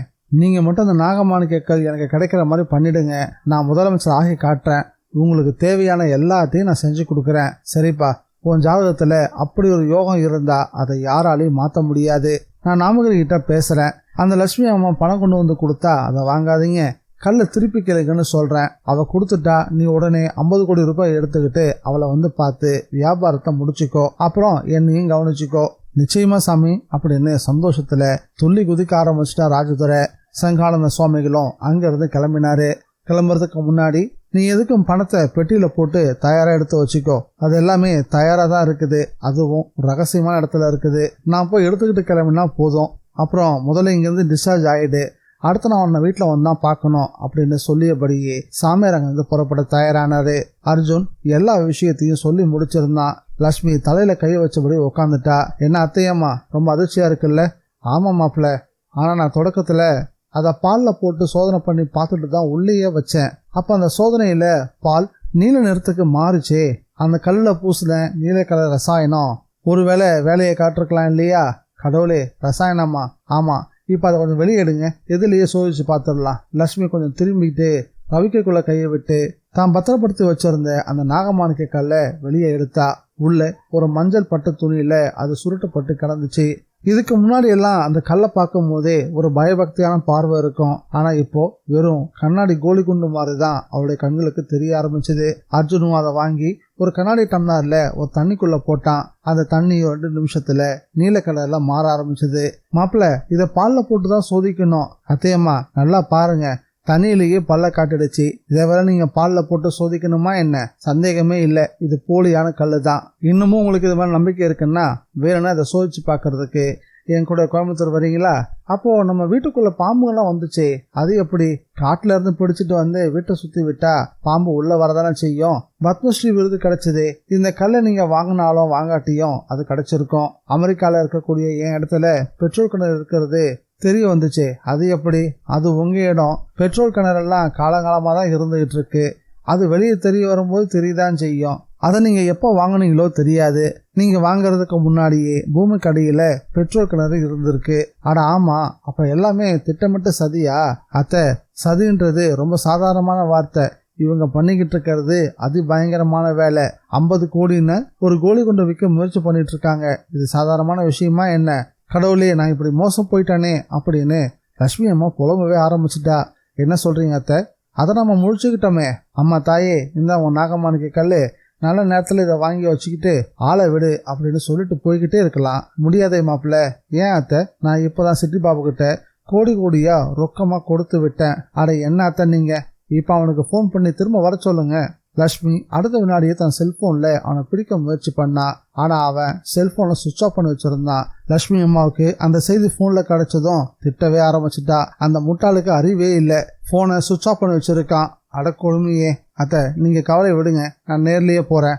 எங்க அந்த கோலி குண்டு? அதை முதல்ல என்கிட்ட கொடுங்க. ஒருவேளை சிட்டி பாபு அந்த நாமகிரி அம்மா கிட்ட பணத்தை கொடுத்துருந்தாலும் பரவாயில்ல, கல்லை கொடுத்துட்டு பணத்தை திரும்ப வாங்கிட்டு வந்துடுறேன். நல்லா இருக்கு.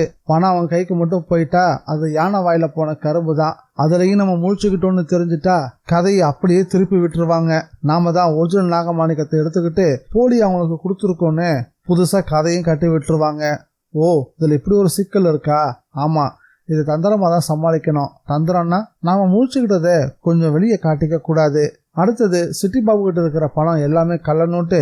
ஆனா நாம கொடுத்து அனுப்பி விட்டது நல்ல நோட்டு தான். போற வழியில அவன் தான் மாத்திட்டான்னு கதையை திருப்பி விட்டுருவோம். அந்த அம்மாவை நேரா வீட்டுக்கே வந்து நல்ல நோட்டா வாங்கிட்டு போக சொல்லுவோம். அர்ஜுன் அசுர வேகத்துல கணக்கு போட ஆரம்பிச்சான். போட்ட வேகத்தோட புயல் போல கிளம்பவும் செஞ்சான். காரை கிளப்பிக்கிட்டு சாலைக்கு வந்தப்போ எதிரில் சாமியார், அதுவும் நடு சாலையில. அவரை பார்க்கவும் அவனுக்கு உச்சி வெடிச்சிட மாதிரி ஒரு கோபம் பீரிட்டுச்சு. அதை அடக்கிக்கிட்டு காரை நிறுத்தினான். அவரும் கார்ல ஏறிக்கிட்டாரு. என்ன சாமி, என் கூட ஏதாவது பேசணுமா? கோபத்தை அடக்கியபடியே கேட்டான். ஆமாப்பா, நான் இப்போ ஒரு அவசர வேலையா நரிக்குடி ஜமீன் வீட்டுக்கு போய்கிட்டு இருக்கேன். ஏன்பா, லட்சுமி அம்மா வரலையா? ஏன் சாமி, ஏன் கேக்குறீங்க? இல்ல சும்மா தான் கேட்டேன். சரி, நீ நரிக்குடி ஜமீனுக்கு போ, நான் அங்க போனதும் இறங்கிக்கிறேன் அப்படின்னு சாமியார் சொல்லவும், நானும் அங்கதான் சாமி போய்கிட்டு இருக்கேன் அப்படின்னு கோவமா பதில் சொன்னா அர்ஜுன். அந்த பதில் சாமியாருக்கு ஏதோ தப்பா இருக்கு அப்படின்ற எண்ணம் உருவாக ஆரம்பிச்சது. ஆமா, உங்களுக்கு அங்க என்ன சாமி வேலை? அர்ஜுன் எதுவுமே தெரியாத மாதிரி கேள்வி கேட்டான். அங்க போனதும் உனக்கே தெரிஞ்சிடும் தம்பி அப்படின்னு சொன்னாரு சாமியார். உடனே ராஜதுரைக்கு ஒரு போன் போட்டாரு. அப்ப ராஜதுரை, நீ பணத்தோட நரிக்குடி ஜமீனுக்கு உடனே கிளம்பி வா.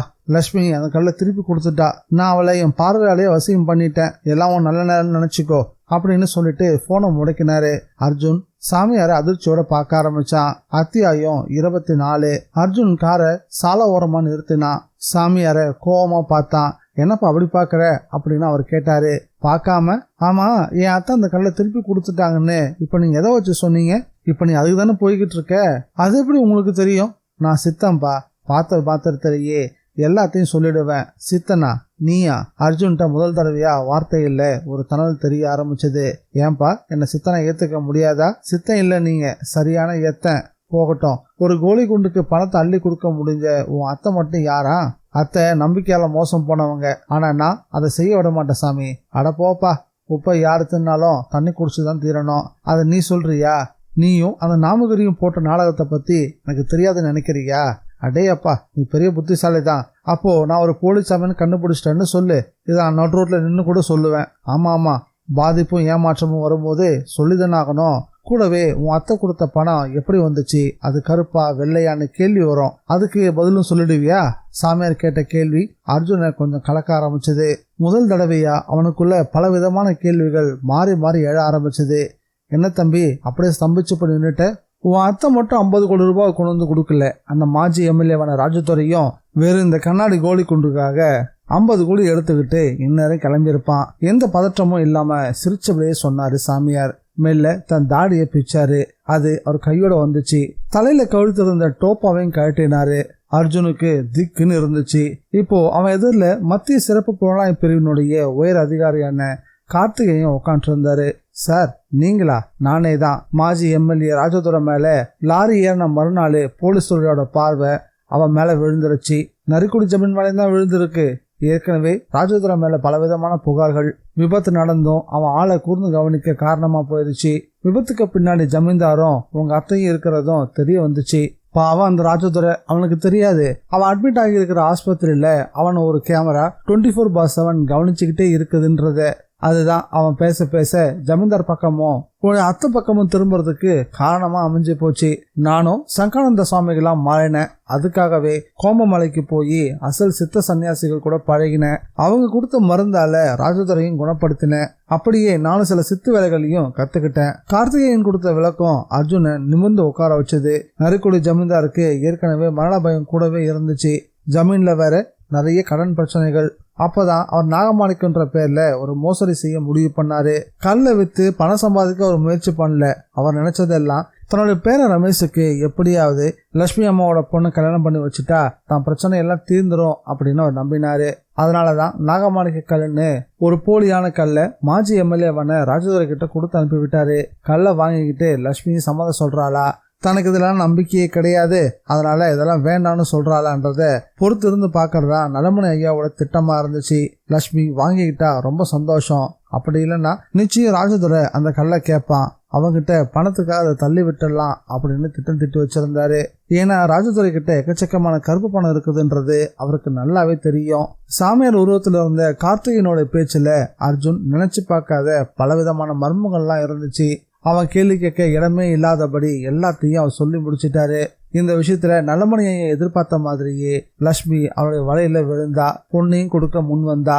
நாகமாணிக்க மேல நம்பிக்கை ஏற்பட அவரு பாம்புகளை வீட்டுக்குள்ள விடவும் ஏற்பாடு பண்ணி வச்சிருந்தாரு. அது மட்டும் இல்ல, பத்மஸ்ரீ விருது விஷயமா கலெக்டர் கிட்ட மந்திரி சபைன்னு அவரே தூண்டி விட்டாரு. அப்படியே ராஜதுரையோட கணக்கையும் முடிக்கணும்னு நினைச்சதுதான் அவர் செஞ்ச மிகப்பெரிய தப்பா மாறி போச்சு. இருந்தும் தன் காரியங்களை கணக்கச்சிதமா சாதிச்சுக்க லட்சுமி அம்மாவோட பிஏவான சிட்டி பாபையும் 10 லட்சம் ரூபாய் கொடுத்து விலைக்கும் வாங்கிட்டாரு. போலீஸ் அதிகாரி இப்படி சொன்னதும் அர்ஜுனுக்கு திக்குன்னு இருந்துச்சு. சிட்டி பாபு தான் பாம்புகளை உள்ள விட்டது. அதுல ஒரு பாம்புக்கு கூட பல்லே கிடையாது. இப்படி ஒரு நிலையில தான் ராஜதுரை தன் ஆட்களை விட்டு நலமணி ஐயாவோட பேரனான ரமேஷை கொலை பண்ண சொல்லிட்டான். நான் அந்த மாஜி எம்எல்ஏ கூட இருந்துகிட்டு இதெல்லாம் தடுக்கிறதுக்கு எவ்வளவோ முயற்சி பண்ணி பார்த்தேன். ஆனா என்னையும் மீறி அவளை பழி உணர்ச்சி அதிகமாக ஆரம்பிச்சிருச்சு. எனக்கு தெரியாமலேயே காரியத்தை கணக்கச்சிதமா முடிச்சுட்டான். ரமேஷோட சாவுக்கு பிறகு பிரச்சனை அப்படியே திசை மாறி போச்சு. நீங்களும் ஒரு பக்கம் அந்த கல்லோட ஓடி போய் பரிசோதனை செய்ய ஆரம்பிச்சீங்க. உங்ககிட்ட தான் கல் இருக்குன்னு தெரிஞ்சதும் நீங்களும் அதை நம்பணுன்றதுக்காக சிட்டி பாபு ரொம்பவே கஷ்டப்பட்டான். சிட்டி பாபு தான் உங்க ப்ராஜெக்ட் அங்கீகாரம் பெறதுக்கு காரணமாகவும் இருந்தான். அவன் இல்லைனாலும் அது அப்ரூவ் ஆகியிருக்க மாதிரி தான் இருந்துச்சு, அது வேற விஷயம். ஆனா அதை அவன் நல்லா தூண்டி விட்டான். அதுக்காக சம்பந்தப்பட்ட அதிகாரிகளுக்கு விருந்தும் கொடுத்தான். நிறைய பெண்களையும் சப்ளை பண்ணான். ஒரு சாமியாராக இருந்துக்கிட்டு நான் எதுவுமே தெரியாதபடி எல்லாத்தையும் அமைதியாக பார்த்துக்கிட்டு இருந்தேன். ஆனால் அவங்க எல்லாரையும் கணக்கச்சிதமாக கவனிச்சுக்கிட்டும் இருந்தேன். நரிக்குடி ஜமீனோட ஏமாற்று வேலையில ஒரு மாற்றம். நல்லமணியாவோட சாவுக்கு பிறகு அவங்களுடைய சகோதரி நாமகிரியை பார்த்து அந்த கல்லுக்கு 50 கோடி ரூபாய் விலை வைக்க சொன்னேன். ஒரு இலங்கை வியாபாரி கல்லை கேட்கறதாவும் நானே சொன்னேன். அந்த ஜமீன்ல ஒட்டிக்கிட்டு இருக்க அவங்களுக்கு ஒரு 50 கோடி ரூபாய் கிடைச்சா போதும், ஜமீனோட மரியாதையை காப்பாத்திக்கலான்னு அந்த அம்மாவை யோசிச்சாங்க. உடனே என் பேச்சையும் கேட்க ஆரம்பிச்சாங்க. 50 கோடின்னு விலை வைக்க காரணம் உங்க அத்தை, இன்னொருத்தன் அந்த ராஜதுரை. ஏன்னா 2 பேர்கிட்டையும் கருப்பு பணம் நிறையவே இருக்குது. அதை வெளியே கொண்டு வர்றதுக்கு இது மட்டும்தான் வழியா எனக்கு பட்டுச்சு. இந்நேரத்துக்கெல்லாம் அந்த ராஜதுரை பணத்தோட நரிக்குடி ஜமீனுக்கு வந்து சேர்ந்திருப்பான். அங்க காத்துட்டு இருக்க என்னோட அதிகாரிகள் அவனை பலமா எந்நேரம் கவனிச்சிட்டு இருப்பாங்க. கார்த்திகேயன் இதெல்லாத்தையும் பேசி முடிச்சுட்டு அர்ஜுனை கூர்ந்து பார்த்தாரு. அர்ஜுன் கிட்ட மிகப்பெரிய பிரமிப்பு. அப்படியே ஸ்தம்பிச்சு போய் உட்காந்துருந்தான். சொல்ல மறந்துட்டேனே, ராஜதுரையும் உங்க அத்தையும் சமுதாயத்துல மிகப்பெரிய திமிங்கலங்க. நடந்த அவ்வளோ விஷயத்தையும் அப்படியே தலைகீழா மாத்தி போட்டு தப்பிச்சிட பார்ப்பாங்க. ஆனா அது நடக்காது. ஏன்னா சிட்டி பாபு அரசு சாட்சியா மாறிட்டான். அதே போல ரமேஷோட கதையை முடிச்ச அந்த லாரி டிரைவர் அப்ரூவரா மாறிட்டான். இனி மாஜி எம்எல்ஏவால தப்பிக்கவே முடியாது. இதுல உங்க அத்தைக்கு 50 கோடி ரூபாய் இழப்பு மட்டும்தான். அது கூட ஏதாவது ஒரு கணக்கு காட்டினா ஃபைன் போக மீதம் 90% பணம் அவன் கைக்கு வந்து சேரும். ஆனா பாவம் ராஜதுரை, அவன் வரையில பணமும் போச்சு, அரசியல் வாழ்க்கையும் போச்சு. ஜெயில அவனுக்கு இனி காலத்துக்கும் கழி உருண்டதான். இதெல்லாமே பேராசைக்கும் பழி உணர்ச்சிக்கும் மக்களை ஏமாத்தி சொத்து சம்பாதிச்சதுக்கும் அவனுக்கு கிடைக்க வேண்டிய சரியான தண்டனை தான். கார்த்திகேயன் கிண்டலா சொல்லி முடிக்கவும் செல்போன் அழிப்பொலி. சார், ராஜதுரை பணத்தோட வந்துட்டாரு, பெட்டியோட அவரை பிடிச்சிட்டோம். நல்லது, அந்த சாமியார் விஷயத்த அப்படியே விட்டுருங்க. நாமகிரிக்கும் ராஜதுரைக்கும் கூட நான் சாமியார நடிச்சேன்ற விஷயம் தெரிய வேணாம். அவங்க கேட்டா சாமியார் தலைமறைவாயிட்டார் மட்டும் சொல்லிடுங்க. சாமியாரால தான் நாங்கள் கேட்டோம் அப்படின்னு அவங்க சொல்றதுக்கு இடம் கிடையாது. ஏன்னா நான் அவனுக்கு நல்லது தான் பண்ணியிருக்கேன். அதனால அவங்கள பொறுத்த வரைக்கும் என்னை பத்தி பெருசாக எதுவும் பேச மாட்டாங்க, வருத்தப்படவும் மாட்டாங்க. நாமகிரி மட்டும் ஆசை காட்டுனதா கொஞ்சம் சொல்லுவா. சொன்னா சொல்லிட்டு போகட்டும், ஆசை தான் காட்டினேன். பணத்தை கையாடர் பண்ணிட்டு ஓடிட்டேன்னா என்ன? செல்போன்ல தான் கூட பேசிட்டு இருந்தேன். அதிகாரிகிட்ட பதில் சொல்லிட்டு அர்ஜுன் பக்கம் திரும்பினாரு.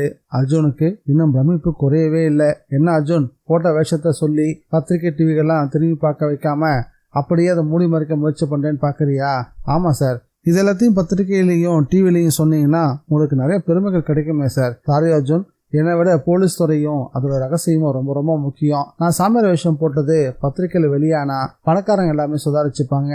அப்புறம் நல்ல சாமியாரை கூட எச்சரிக்கையோட தான் பார்ப்பாங்க. அடுத்து இன்னொரு தடவை நானும் இந்த வேஷத்தை போட்டா கூட எதுவுமே செல்லுபடி ஆகாது. அப்புறம் இன்னொரு விஷயமும் இருக்குது. இந்த வேஷம் போட்டேன்னா கோமைமலையில் இருக்கக்கூடிய சாமியார்களோட நெருக்கமா பழகினேன். அவங்க கூட பழகி அவங்க மாதிரியே மாறினா என்ன அப்படின்னு யோசிச்சுக்கிட்டு இருக்கேன். ஏன்னா அவங்க எல்லாமே ரொம்பவே நல்லவங்க, உண்மையிலேயே பந்த பாசங்களை ஜெயிச்சவங்க. சுருக்கமா சொல்ல போனா அவங்க எல்லாருமே இந்த மண்ணோட அற்புதங்கள் தான். நெகிழ்ந்து போய் பேச ஆரம்பிச்சாரு கார்த்திகேயன். எல்லாம் சரி சார், இந்த ரகசியங்களை மட்டும் என்கிட்ட ஏன் சொன்னீங்க? அர்ஜுன் கேட்க வேண்டிய கேள்வியை சரியா தான் கேட்டான்.